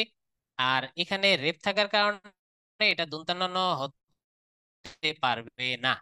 এই শুধুমাত্র রেফের প্রভাবে এসে এটা মূর্ধন্য হয়ে গেল। এবার আশা করি তোমাদের 100% ক্লিয়ার হবে। তাহলে এবার আমি লাস্টে লিখবো, তোমরা বলবা কোনটা ঠিক, তাহলেই হয়ে যাবে। একটু খেয়াল করো, এটা হচ্ছে মূর্ধন্য ন, এটা হচ্ছে মূর্ধন্য ণ। আর যদি এটা হয় তাহলে এটা হচ্ছে দন্তন্য ণ। এটাকে আমরা বলি কানে ধরেছে আর এটা পায়ে ধরেছে। যারা এটা আওলায় ফেলো তাদের জন্য। কানে ধরেছে, পায়ে ধরেছে, এখন কান লিখতে গেলেই তো দন্তান্ন লাগে, তাহলে মনে রাখবা কানে যেটা ধরছে সেটা দন্তন্য, আর যেটা পায়ে ধরছে সেটা মূর্ধন্য ণ। তাহলে আমাদের লাস্ট পড়া এখানে, দেখি পারো কিনা। এক হচ্ছে পরান্ন আমি লিখলাম, আর হচ্ছে আমি পরান্ন লিখলাম। যখন 100% ক্লিয়ার হবে তখন ভাববো তোমরা সার্থক। বলো আমার কোনটা কারেক্ট, এক না দুই? হ্যাঁ, এখন 99% ক্লিয়ার হয়েছে, থ্যাংক ইউ। তাহলে এটা হচ্ছে কারেক্ট। তাহলে এখানে 99% ক্লিয়ার, থ্যাংক ইউ। এখন আমরা আরেকটা পার্থক্য দেখব, খুব গুরুত্বপূর্ণ পার্থক্য। কোথাও দেখি আমরা স্বর সাথে থ বসে, এটাকে আমরা আবার এভাবে লিখতে পারি। আবার কোথাও দেখি স্বর সাথে ত বসে। এই দুইটার পার্থক্য আমরা একটু দেখতে চাই। ঠিক আছে? ওকে। যেমন ধরো আমরা বলি যে, কি বলি, কণ্ঠস্থ হয়েছে। এক হচ্ছে কণ্ঠস্থ, আরেক হচ্ছে কণ্ঠস্থ। বলো কোনটা কারেক্ট, এক না দুই? সবাই যে জানো, তাহলে এটা আমাদের আলোচনা নিষ্প্রয়োজন। গুড। যখন কোনো মৌলিক শব্দের সাথে বসবে তখন এটা হবে। যেমন কণ্ঠ একটা মৌলিক শব্দ, এটার সাথে সবসময় থ বসে, মানে কণ্ঠে অবস্থিত বোঝায়, এটাকে অবস্থান বোঝায়। দেখো অবস্থান লিখতে গেলেই কিন্তু আমরা এটা ব্যবহার করি, থ ব্যবহার করি। অর্থাৎ যাহা কণ্ঠে অবস্থিত তাহাই হচ্ছে কণ্ঠস্থ। তাহলে অবস্থান বোঝালে এরকম হবে। কিন্তু দেখো আশ্বাস শব্দটা কিন্তু, এটা কোনো আশ্বাস, পুরা শব্দটা হচ্ছে আশ্বাস। কিন্তু আমি এখানে শুধুমাত্র আশ্বাস লিখলাম, এরপর লিখলাম ত। যেহেতু আমি ফুল শব্দটা লিখি নাই, তাই আমার আশ্বস্ত লিখতে গেলে কিন্তু আমার এরকম হবে, আশ্বস্ত। বুঝতে পেরেছো? যখন আমি আশ্বস্ত লিখতে যাব তখন কিন্তু আমার এরকম হয়ে যাবে, কারণ আমি মৌলিক শব্দটা কি লিখি নাই। আরেকটা শব্দ দেখি, ধরো আমার এখানে হইলো মুখ আমি দিলাম। এবার মুখের পর আমি কোনটা দিব? এক হচ্ছে মুখে অবস্থান, মুখস্থ, নাকি এই শয়তস্ত? এক দিব না দুই দিব, বলো কোনটা হবে? গুড। এটা যেহেতু একটা মৌলিক শব্দ, সুতরাং এটার সাথে অবস্থান অর্থে এই মুখস্থ হবে, এটা হবে না। এই তো ক্লিয়ার। এবার দেখো মূল শব্দটা কিন্তু বিশ্বাস, কিন্তু আমি মূল শব্দটা লিখলাম না, আমি অর্ধেক লিখলাম। তিনি আমার অত্যন্ত বিশ্বস্ত। এবার আমি যেটা দিয়েছি সেটা ঠিক নাকি ভুল, বলো? বিশ্বাস থেকে কিন্তু এসেছে, এটা কিন্তু ভুল। বিশ্বাস থেকে আসলে এটা ঠিক নাই, তাহলে আমার হবে তিনি অত্যন্ত বিশ্বস্ত। আমাকে এটা দিতে হবে, আশ্বস্ত বিশ্বস্ত, কারণ আমি ফুল শব্দটা লিখি নাই। কেবলমাত্র মূল শব্দটা লিখলে তার সাথে অবস্থান অর্থে এটা ব্যবহৃত হইতে পারে। তাহলে এই দুইটার পার্থক্য কি আমরা ধরে ফেললাম, ঠিক না? এই দুইটার পার্থক্য আমাদের বোঝা হয়ে গেল। এখন আমরা আরো দুই একটা পার্থক্য নেই, সেটা আমরা একটু দেখি কিভাবে আমরা সেটা দেখতে পারি। ওমা, ভিডিও অফ হয়ে গেছে গা। আহ, দেখো, খেয়াল করে দেখো, আমরা শব্দ করেছি জীবী। এখন আমরা খেয়াল করে দেখি, যিনি পরের উপর বাঁচে তাকে আমরা কি বলি? পরজীবী। যে বুদ্ধি বিক্রি করে বাঁচে তাকে আমরা বলি বুদ্ধিজীবী। যে মাছ বিক্রি করে বাঁচে তাকে আমরা বলি মৎস্যজীবী। যে শ্রম বিক্রি করে বাঁচে তাকে আমরা বলি শ্রমজীবী। কিন্তু আবার জীবিকা, জীবিকায় যখন ইকা প্রত্যয় আসে, একটা প্রত্যয় আসে, প্রত্যয়ের নাম হচ্ছে ইকা। সমস্ত ইকা প্রত্যয়টা দেখো আমি কিভাবে লিখেছি, রসি ক আকার কা। তাহলে এখানে একটা ইকা হইলে প্রথমে একটা রসি হবে, পরে ক আকার কা, ইকা। এই রসি ক আকার কা, ইকা, জীবিকা। আরেকটা প্রত্যয় আছে ইত প্রত্যয়। ইত প্রত্যয়টা রসি ত ইত। তাহলে আমার এই যে আমি যখন দেখবো ইত প্রত্যয় রসি ত ইত, তাহলে জীবিকা, জীবিত। এরপর আছে একটা জিজিবিসা। বাকি যা আছে, এই দুইটার পার্থক্য কি তোমরা ধরতে পারো কিনা, বলা লাগবে কি লাগবে না? Yes or no? জিবি নিয়ে যত ঝামেলা আছে, বলা লাগবে? আচ্ছা, খুব সহজ। মনে রাখবা, শব্দের শেষে যদি জিবি হয়, এই যে দেখো, তুমি শ্রম বিক্রি করে খাও, শ্রমজীবী। আমি বুদ্ধি বিক্রি করে খাই, তাই হয়তো আমি বুদ্ধিজীবী হইতে পারি। আমি মৎস্য বিক্রি করে খাই, তাহলে আমি মৎস্যজীবী। তাহলে জীবী শেষে থাকলে দুটাই দীর্ঘিকার। আর জীবিটা যদি শুরুতে থাকে, এটার সাথে পরবর্তীতে ইকা প্রত্যয় ইত প্রত্যয় যুক্ত হবে। তোমার ইকা ইত প্রত্যয় মনে রাখলে ভালো, না রাখলেও চলবে। মোট কথা হচ্ছে, জীবিটা যদি শেষে থাকে তাহলে দুটাই দীর্ঘিকার, আর জীবিটা যদি শুরুতে থাকে তাহলে একটা দীর্ঘিকার আর একটা রসিকার। ক্লিয়ার? আশা করি তোমরা পুরো বিষয়টা বুঝতে পেরেছো। এই দেখো, জীবনও কিন্তু same. Thank you Annika. Clear পুরো বিষয়টা? এই যে দেখো, জীবন, এই জীবন লিখতে গেলেও কি সেম। এই যে প্রথমে দীর্ঘিকার আছে, পরে কিন্তু নাই কিছু। অর্থাৎ জীবী পরে থাকলে কেবলমাত্র কি হয়? দীর্ঘিকার হয়। এরকম কয়েকটা প্রত্যয় আছে দুইটাই দীর্ঘিকার, যেমন জীবী থাকলে দীর্ঘিকার হবে। ইসি প্রত্যয় দীর্ঘিকার হবে, ইসি দুইটাই দীর্ঘিকার। দেখো, এটা একটা দীর্ঘই, ইসি। এখন বলতে পারো ভাইয়া ইসি শব্দটা একটু দেখতে চাই। দেখো, আমরা প্রায় বলি মনীষী, তাহলে ইসি, এইখানে দীর্ঘিকার আছে। আবার এটাও কিন্তু দীর্ঘিকার, ইসি প্রত্যয়, তাহলে এটাও হবে দীর্ঘিকার। মনীষীটা প্রচুর পরীক্ষায় এসেছে। তাহলে এই মনীষীটা কিন্তু আমরা দুটাই দীর্ঘিকার মানলাম। জীবিত একটু একটু আগেই দেখলাম আমরা শ্রম বিক্রি করে খাই, তাই আমরা কি জীবী? শ্রমজীবী। বুঝতে পেরেছো? আরেকটা প্রত্যয় আছে, সেটা হচ্ছে ইচি প্রত্যয়। কি প্রত্যয়? ইচি। এটাও দীর্ঘিকার, দুইটাই দীর্ঘিকার। তাহলে ইচি প্রত্যয়টা আমরা দেখি দুই একটা পারি কিনা। দেখো, সমীচীন। এই যে এখানে আছে চি, চয় দিইকার চি দিলাম, চয় দিইকার চি। আবার সমীচীন, ইচি প্রত্যয়। এই যে দীর্ঘ চরিষ্কার চি, ইচি প্রত্যয়, এই কিন্তু সমীচীন।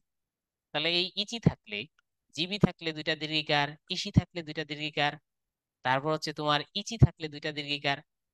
আর কিছু প্রত্যয় আছে ই দিয়ে, এই যে ই দিয়ে আর কয়েকটা প্রত্যয় আছে, যেমন ধরো ইয়ান, ইয়ান এবং ইয়োশি। এই সবকটা প্রত্যয় কিন্তু দীর্ঘিকার হবে। কেমনে দেখো, আমরা প্রায় বলি তিনি আমার গুরুজন। গুরুর থেকে যিনি বড় হয়, আমরা যেটাকে ডিগ্রি বলি, তাহলে তিনি হয়ে যান গরিয়ান। এই যে গরিয়ান। কারণ ইয়ান কেমনে বুঝলাম? এই হচ্ছে আমার দীর্ঘই, এই দীর্ঘইটাই হচ্ছে এখানে ইয়ান, দীর্ঘই। দীর্ঘই অন্ত্যেস থেকে আনো ইয়ান। যত গরিয়ান আছে, গরিয়ান। এরপর হচ্ছে ইয়ান প্রত্যয় আছে, মহিয়ান। এই সমস্ত গুলাই দুই নাম্বারটা দীর্ঘিকার হবে। অনুরূপভাবে মহিলা যদি হয়, তাহলে তাকে আমরা কি বলি? ইয়সী। তখন আমার দুইটাই দীর্ঘই, গরিয়সী। আবার যদি মহিলা হয়, তাকে আমরা বলি মহিয়সী।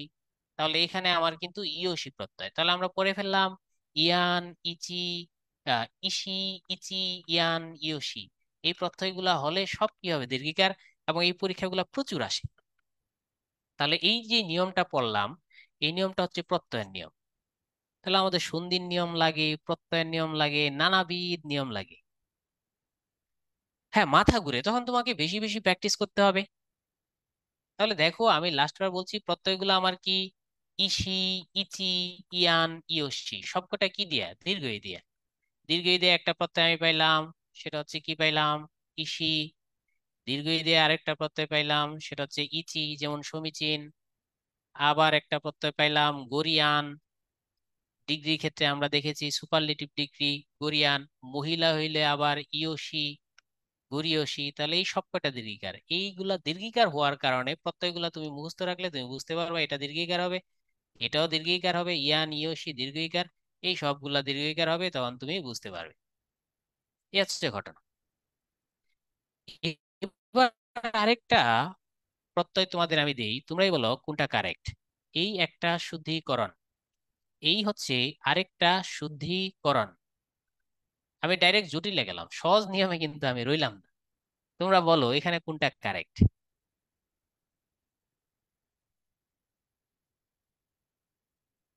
কোনটা কারেক্ট বলো। এক না দুই? নাকি দুইটা একরকমই লিখছি আমি? ও আল্লাহ, দুইটা দিয়ে একরকম লিখছি।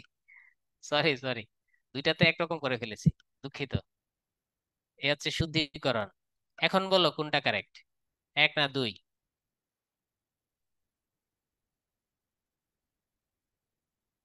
আচ্ছা, তাহলে অ্যান্সার হবে কিন্তু দুই। খেয়াল করে দেখো, দুই কারেক্ট। দুই কেন কারেক্ট সেটা আমাদের একটু খেয়াল করতে হবে। কৃত একটা প্রত্যয় আছে, কৃত থেকে আরেকটা প্রত্যয় হচ্ছে করণ, আরেকটা প্রত্যয় হচ্ছে ভূত, আরেকটা প্রত্যয় হচ্ছে ভুবন। এই কৃত, করণ, ভূত, ভুবন এই জাতীয় যতগুলা শব্দ আছে, ভবন, এই চারটি শব্দ যদি যুক্ত হয় তাহলে সবগুলা তোমার কি হয়ে যায়, পরবর্তীতে এগুলার আগের ধ্বনিটা দীর্ঘইকার হয়। যেমন ধরো দূর। এবার যদি তুমি বলো দূরীকরণ, এই যখন তুমি করণ লাগাই দিবা তখন কিন্তু এটা কি হয়ে গেল, দীর্ঘইকার হয়ে গেল, এই যে দূরীকরণ, এই যে আগেরটা দীর্ঘইকার হয়ে গেল।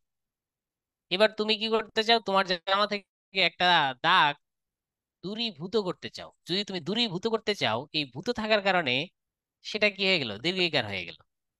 বুঝতে পেরেছো? দ্রবীভবন, দ্রব। তুমি একটা পানির মধ্যে চিনি মিশাইতে চাও, সেটাকে আমরা বলি দ্রবীভবন করা। এই ভবন থাকার কারণে, এই ভ্রবণ থাকার কারণে এটা কি হয়ে গেল, দীর্ঘইকার হয়ে গেল। এখন দেখো, আমরা বলেছি দুইটা শব্দকে আমি সমান করতে চাই, সেটাকে বলা হয় সমীভবন। যখন আমি সমীভবন করি, এই ভবন থাকার কারণে এটা আমার কি হয়ে যায়, দীর্ঘইকার হয়ে যায়। তারপর দেখো, আমি আত্মীকৃত করতে চাই, কি করতে চাই, আত্মীকৃত। দেখো আমার এখানে কৃত আছে, এই কৃত থাকার কারণে এটা কিন্তু কি হয়ে গেল, দীর্ঘিকার হলো। আত্মীকৃত মানে হচ্ছে নিজের মধ্যে নিয়ে আসা, অ্যাফিলিয়েটেড করা। যখন আমি আত্মীকৃত করলাম তখন এই দুইটা কিন্তু এই কৃত থাকার কারণে আমার দীর্ঘিকার হয়ে গেল। আবার বলো দূরীকরণ। এই ধরো তুমি নিরক্ষরতা দূরীকরণ করতে চাও, এই করণ থাকার কারণে দীর্ঘিকার হয়ে গেল। তাহলে বিষয়টা বুঝতে পেরেছো? ক্লিয়ার? এটা এখনো ক্লিয়ার হয় নাই কেন? কৃতকরণ, ভূত, ভুবন এই চারটা প্রত্যয় যদি থাকে তাহলে আগেরটা কি হয় বলো তো? কৃতকরণ, ভূত, ভুবন, কৃতকরণ, ভূত, ভুবন, এই গোটা যদি থাকে শেষে, শব্দের শেষে, তাহলে আগেরটা কি হয়ে যায়, দীর্ঘিকার হয়ে যায়। সেই কারণেই হয়ে গেছে কি করণ বলো তো, শুদ্ধি। এটা ছিল শুদ্ধি এরকম, শুধু শুদ্ধি এরকম, কিন্তু যখন তুমি শুদ্ধিকরণ লাগাইয়া দিলা তখন তোমার এই দীর্ঘিকার গিয়ে এখানে কি চলে আসলো, এই রস্বীকার গিয়ে দীর্ঘিকার চলে আসলো। এবার কি ক্লিয়ার হয়েছে তোমরা সবাই? এবার ক্লিয়ার? গুড, ঠিক আছে, থ্যাংক ইউ। এই হচ্ছে ঘটনা। এবার আমরা আর দুইটা পার্থক্য দেখব, কোথায় ব রস্যু বসবে, কোথায় ব দীর্ঘ বসবে। আমি একটা বানান লিখবো, তোমরা বলবা ঠিক না ভুল। এটা বহুবার পরীক্ষা এসেছে। এক হচ্ছে ভুবন, দুই হচ্ছে ভুবন। বলো কোনটা ঠিক? এক ঠিক, থ্যাংক ইউ। দুই যারা বলেছে তারা ভুল ভুল বলেছে, এটা হচ্ছে ভুল। এই ভূ শব্দের অর্থ মাটি, কেবলমাত্র মাটি রিলেটেড হইলেই এই ভূ ব্যবহার করা যাবে। আর এই ভূ শব্দের অর্থ মাটি নয়, যদি মাটি নয় হয় তাহলে সেটা রসুকার হবে। যেমন ধরো এটা একটা ত্রিভুজ, তাহলে এটা তো মাটি নয়। এটা মাটি নয় হওয়ার কারণে আমরা ত্রিভুজে সবসময় কি দেখতে পাই, রসুকার। এটি একটি চতুর্ভুজ, এটাও মাটি নয়, এই জন্য আমরা সবসময় কি দেখতে পাই, রসুকার দেখতে পাই। ভুজঙ্গ, যারা সাপ যেটাকে আমরা বলি, যারা ভুজের উপর, বাহুর উপর ভর দিয়ে হাঁটে, তাহলে এটাও কি বলতো, এটাও রসুকার আমরা দেখতে পাই। এবার আসো ভূধর, যেটা হচ্ছে বিশাল বড় পাহাড় পর্বত পৃথিবী সংক্রান্ত। ভূ মাটি, এই যে ভূ, ভূমি শব্দের অর্থ মাটি, এটাও কি ভূ। ভূমণ্ডল, যেটা দ্বারা আমরা পৃথিবীর মাটিকে বুঝে থাকি, সেটা কিন্তু ভূ। বুঝতে পেরেছো? ভূমিদস্যু, যে জমি দখল করে, মাটি দখল করে, সে কিন্তু ভূ। তাহলে এই দুই ভূয়ের পার্থক্য ক্লিয়ার হইলো? ক্লিয়ার কিনা বলো? Good, thank you. আরেকটা আছে, সেটা হচ্ছে অদ্ভুত। এই অদ্ভুত শব্দটা আমরা জানি কি হয় বলতো, রসুকার হয়। আর যত ভূত আছে, ভূত, সমস্ত ভূত হবে এরকম। শুধু অদ্ভুত শব্দটা হবে রসুকার, বাকি সব ভূত হবে দীর্ঘকার। যেমন ধরো, আমরা বলেছি তুমি মেডিকেলে চান্স পেয়েছো, তোমার কলেজ থেকে তুমি মেডিকেলে চান্স পেয়েছো। তাহলে তোমার এই সাফল্য, তোমার আগে যারা পরীক্ষা দিয়েছে তারা কেউ মেডিকেলে চান্স পায় নাই। তাহলে তোমার এই সাফল্য, ভূত মানে হচ্ছে পূর্বে জীবনও ঘটে নাই, তুমি প্রথম। তাহলে এটাকে আমরা বলি অভূতপূর্ব।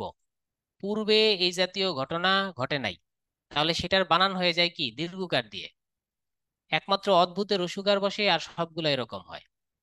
আর তুমি মেডিকেলে চান্স পেয়েছো, তোমার আগেও কেউ কেউ চান্স পাইছে, তাহলে সেটাকে বলা হয় ভূতপূর্ব সাফল্য। মানে তুমিও পাইছো, তোমার আগেও পাইছে, সেটাকে আমরা বলি ভূতপূর্ব সাফল্য। তখন ভূত কিন্তু এরকম হয়ে যায়। আমাদের যেটাকে আমরা ঘোস্ট বলি, ঘোস্ট, যেটা ভূত, আসল ভূত, সেও কিন্তু অদ্ভুত নয়। অদ্ভুতে শুধুমাত্র রসুকার হবে। তাহলে ভূত লিখতে গেলে আমাদের কিভাবে লিখতে হবে, এই রসু, এই দীর্ঘকার দিয়ে লিখতে হবে। তাহলে আশা করি আমরা এই দুইটার পার্থক্য কি করলাম, বুঝতে পারলাম। ক্লিয়ার কিনা বলো? ক্লিয়ার?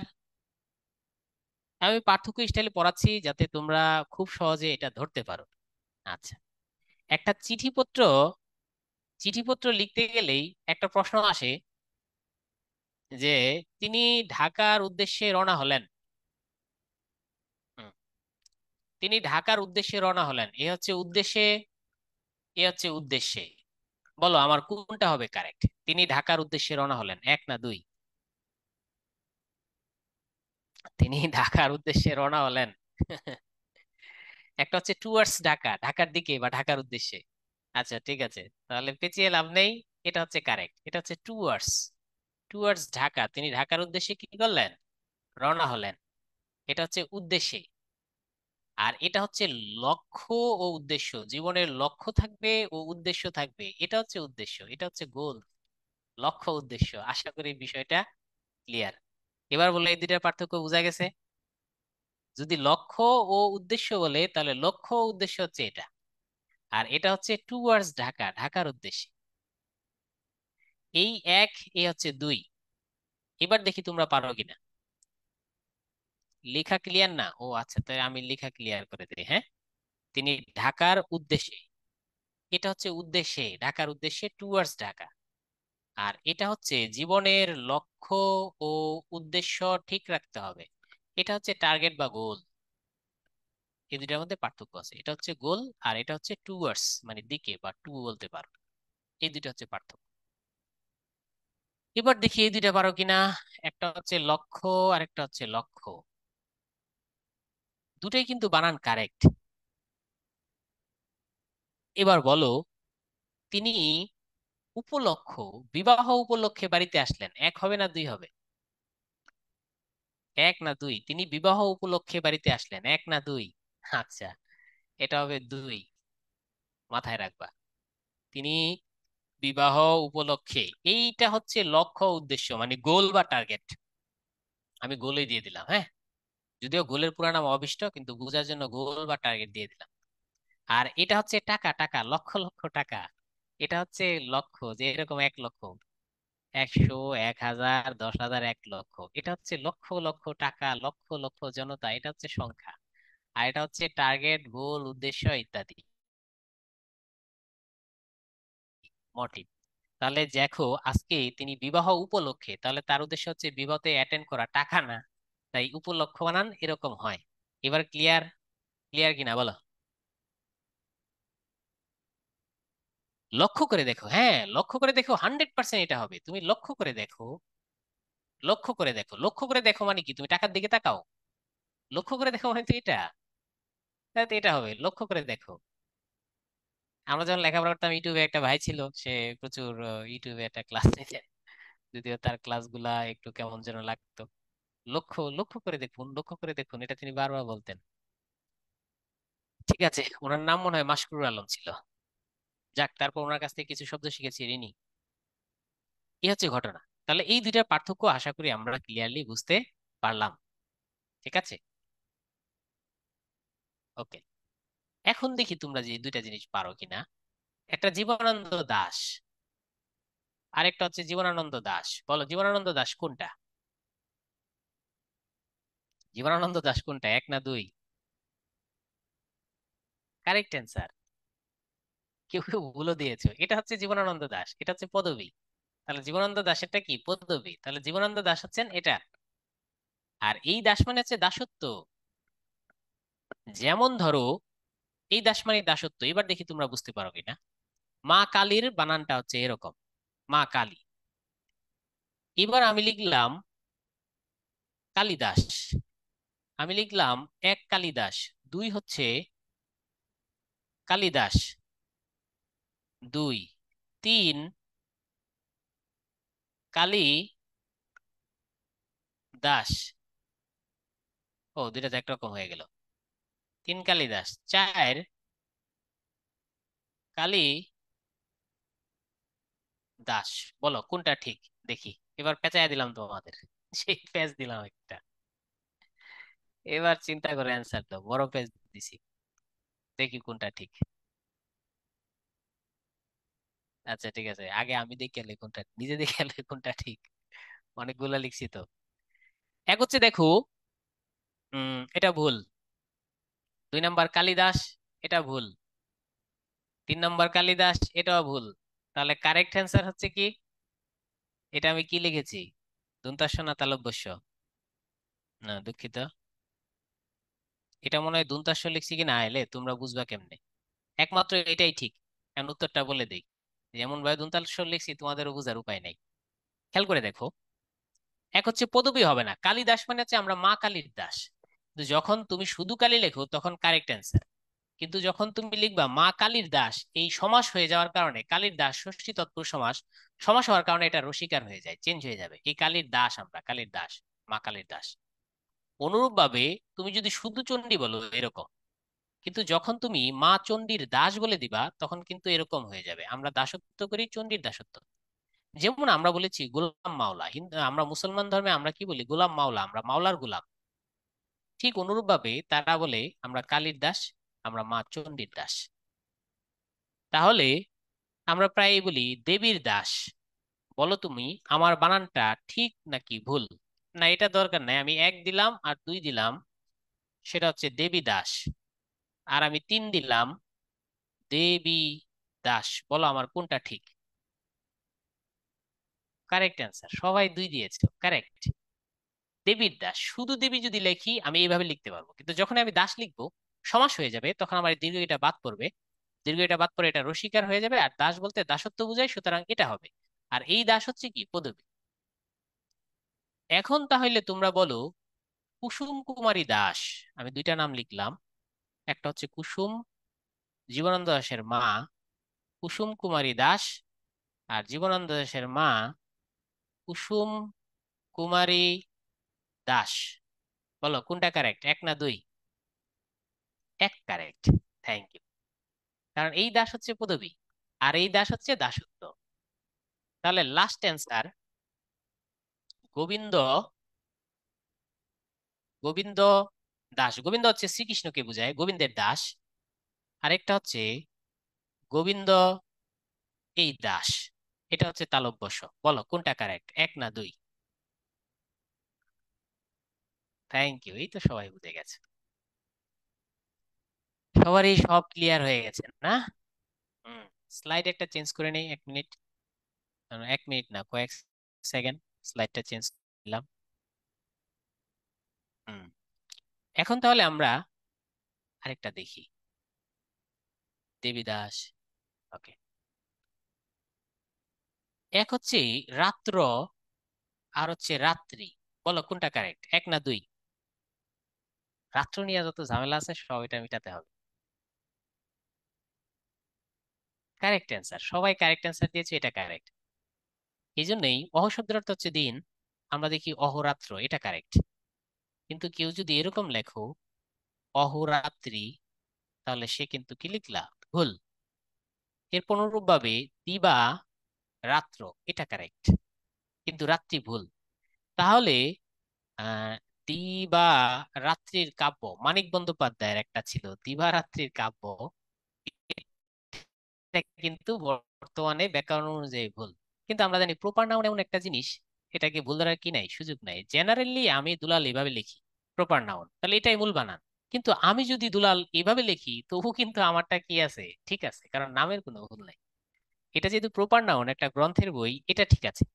কিন্তু আমাদের যদি আসে ইয়েতে ভুল শুদ্ধ শুদ্ধিকরণ, তাহলে কিন্তু আমাদের এইভাবেই দিতে হবে, দিবা রাত্র দিতে হবে। হ্যাঁ, সাহিত্যের লেখায় কোনো ভুল নাই। তাহলে আমাদের কিন্তু কি দিতে হবে, দিবারাত্রই দিতে হবে, এটা কিন্তু খুব বেশি মাথায় রাখবা। এবার আমরা কয়েকটা জিনিস দেখব যেগুলো প্রথমে রস্যকার হয় পরে দীর্ঘকার হয়। যেমন ধরো মুমূর্ষ, র এর প্রভাব বলতে পারো, র এর প্রভাব, এই র এর প্রভাবটা দেখাই, র এর প্রভাবে দীর্ঘকার হয়, কিছু দীর্ঘকার। মুমূর্ষু, মু, এরপর ধরো মূর, এরপর সু, এখানে দেখো একটা র এর প্রভাব আছে, এই র, এই অংশটায় র থাকার কারণে এটা দীর্ঘকার হয়ে যায়। তাই আমরা দেখতে পাবো মু মুর সু হয়ে যাবে। এই যে মুমুর সু, দেখছো, এই দীর্ঘকারটা খুব ইম্পর্টেন্ট, এটা খুব কাজে দেয়। অনুরূপ ভাবে দেখো, আমি যদি দেখি র এর প্রভাব, এই যে দেখো মুহুর ত, এই মুহূর্ত, এই র থাকার কারণে এটা দীর্ঘকার হয়ে যাবে। অনুরূপ ভাবে আমরা দেখতে পাবো মু, এরপর হ দীর্ঘকার, এই এই রটা তো রেফ হয়ে যায়, দুঃখিত, রটা রেফ হয়ে যাবে। এই যে এখানে রেফ হয়ে গেল মুহূর্ত, এই দুই নাম্বারটা দীর্ঘকার হয়ে গেল, মুমূর্ষু, মুহূর্ত, এই দুইটা প্রচুর আসে। তাহলে আমরা কি বুঝলাম, প্রথমটা রস্যকার হবে, পরেরটা রয়ের প্রভাবে, রয়ের প্রভাবে, এই রয়ের প্রভাবে সেটা দীর্ঘকার হয়ে যাবে। এখন দেখি তোমরা বিষয়টা ক্লিয়ারলি বুঝছো কিনা। এক হচ্ছে মুমূর্ষ, দুই হচ্ছে মু মুর ষ, তিন হচ্ছে মু মুর সু। বলো কোনটা ঠিক, এক দুই তিন কোনটা ঠিক? আরে কারেক্ট অ্যান্সার, থ্যাংক ইউ, তিন নাম্বারটা। ওকে, এক হচ্ছে মু হুর ত, দুই নাম্বার মু হুর ত, কোনটা ঠিক? এক নাম্বারটা কারেক্ট অ্যান্সার। আরো দুই একটা আমরা র এর প্রভাব দেখি, র থাকার কারণে এখন আমরা দেখব দীর্ঘিকার হয়ে যায়। যেমন ধরো নিরোগ, এই বানানটা কিন্তু ভুল। এখানে র একটা বেসিক শব্দ থাকার কারণে, মৌলিক শব্দ, এই নিটা কিন্তু দীর্ঘিকার হয়ে যায়। কি হয়ে যায় বলো তো, নিরোগ। এই একটা বেসিক শব্দের পূর্বে, র এর পূর্বে এই শব্দটা দীর্ঘিকার হয়ে গেল, আগে হবে। র এর প্রভাব বলতে পারো। অনুরূপ ভাবে দেখো নীরব, এটা একটা মৌলিক শব্দের পূর্বে নি বসলে সেটা কি হয়ে যায়, এই রযুক্ত শব্দের পূর্বে এভাবে নি বসলে দুইটাই দীর্ঘিকার হয়ে যায়। খুবই খুবই ইম্পর্টেন্ট। এই মুহূর্ত, মুমূর্ষ আর নীরব, নিরোগ, এগুলোটা কিন্তু প্রচুর আসে। তাই এই সব কয়টা আমাদের একটু মাথায় রাখতে হবে। হুম, তোমরা আছো 84 জন, আমার টাইম কিন্তু ওভার। আমার ক্লাস টাইম ওভার, কি করবো বলো, কন্টিনিউ করবো না ছেড়ে দিব? আর কন্টিনিউ করলে কয় মিনিট? শেষ করেন, হ্যাঁ আমি শেষ করে দেবো, টাইম যেহেতু শেষ, শেষই করে দিব। হ্যাঁ, শেষ করে দেই, কারণ টাইম শেষ। থ্যাংক ইউ, ধন্যবাদ তোমাদের। তাহলে আজকে শেষ করে দিলাম, রবি ঠাকুরের মতো শেষ হয়ে হইল না শেষ। ঠিক আছে, সবাই ভালো থেকো, আল্লাহ হাফেজ।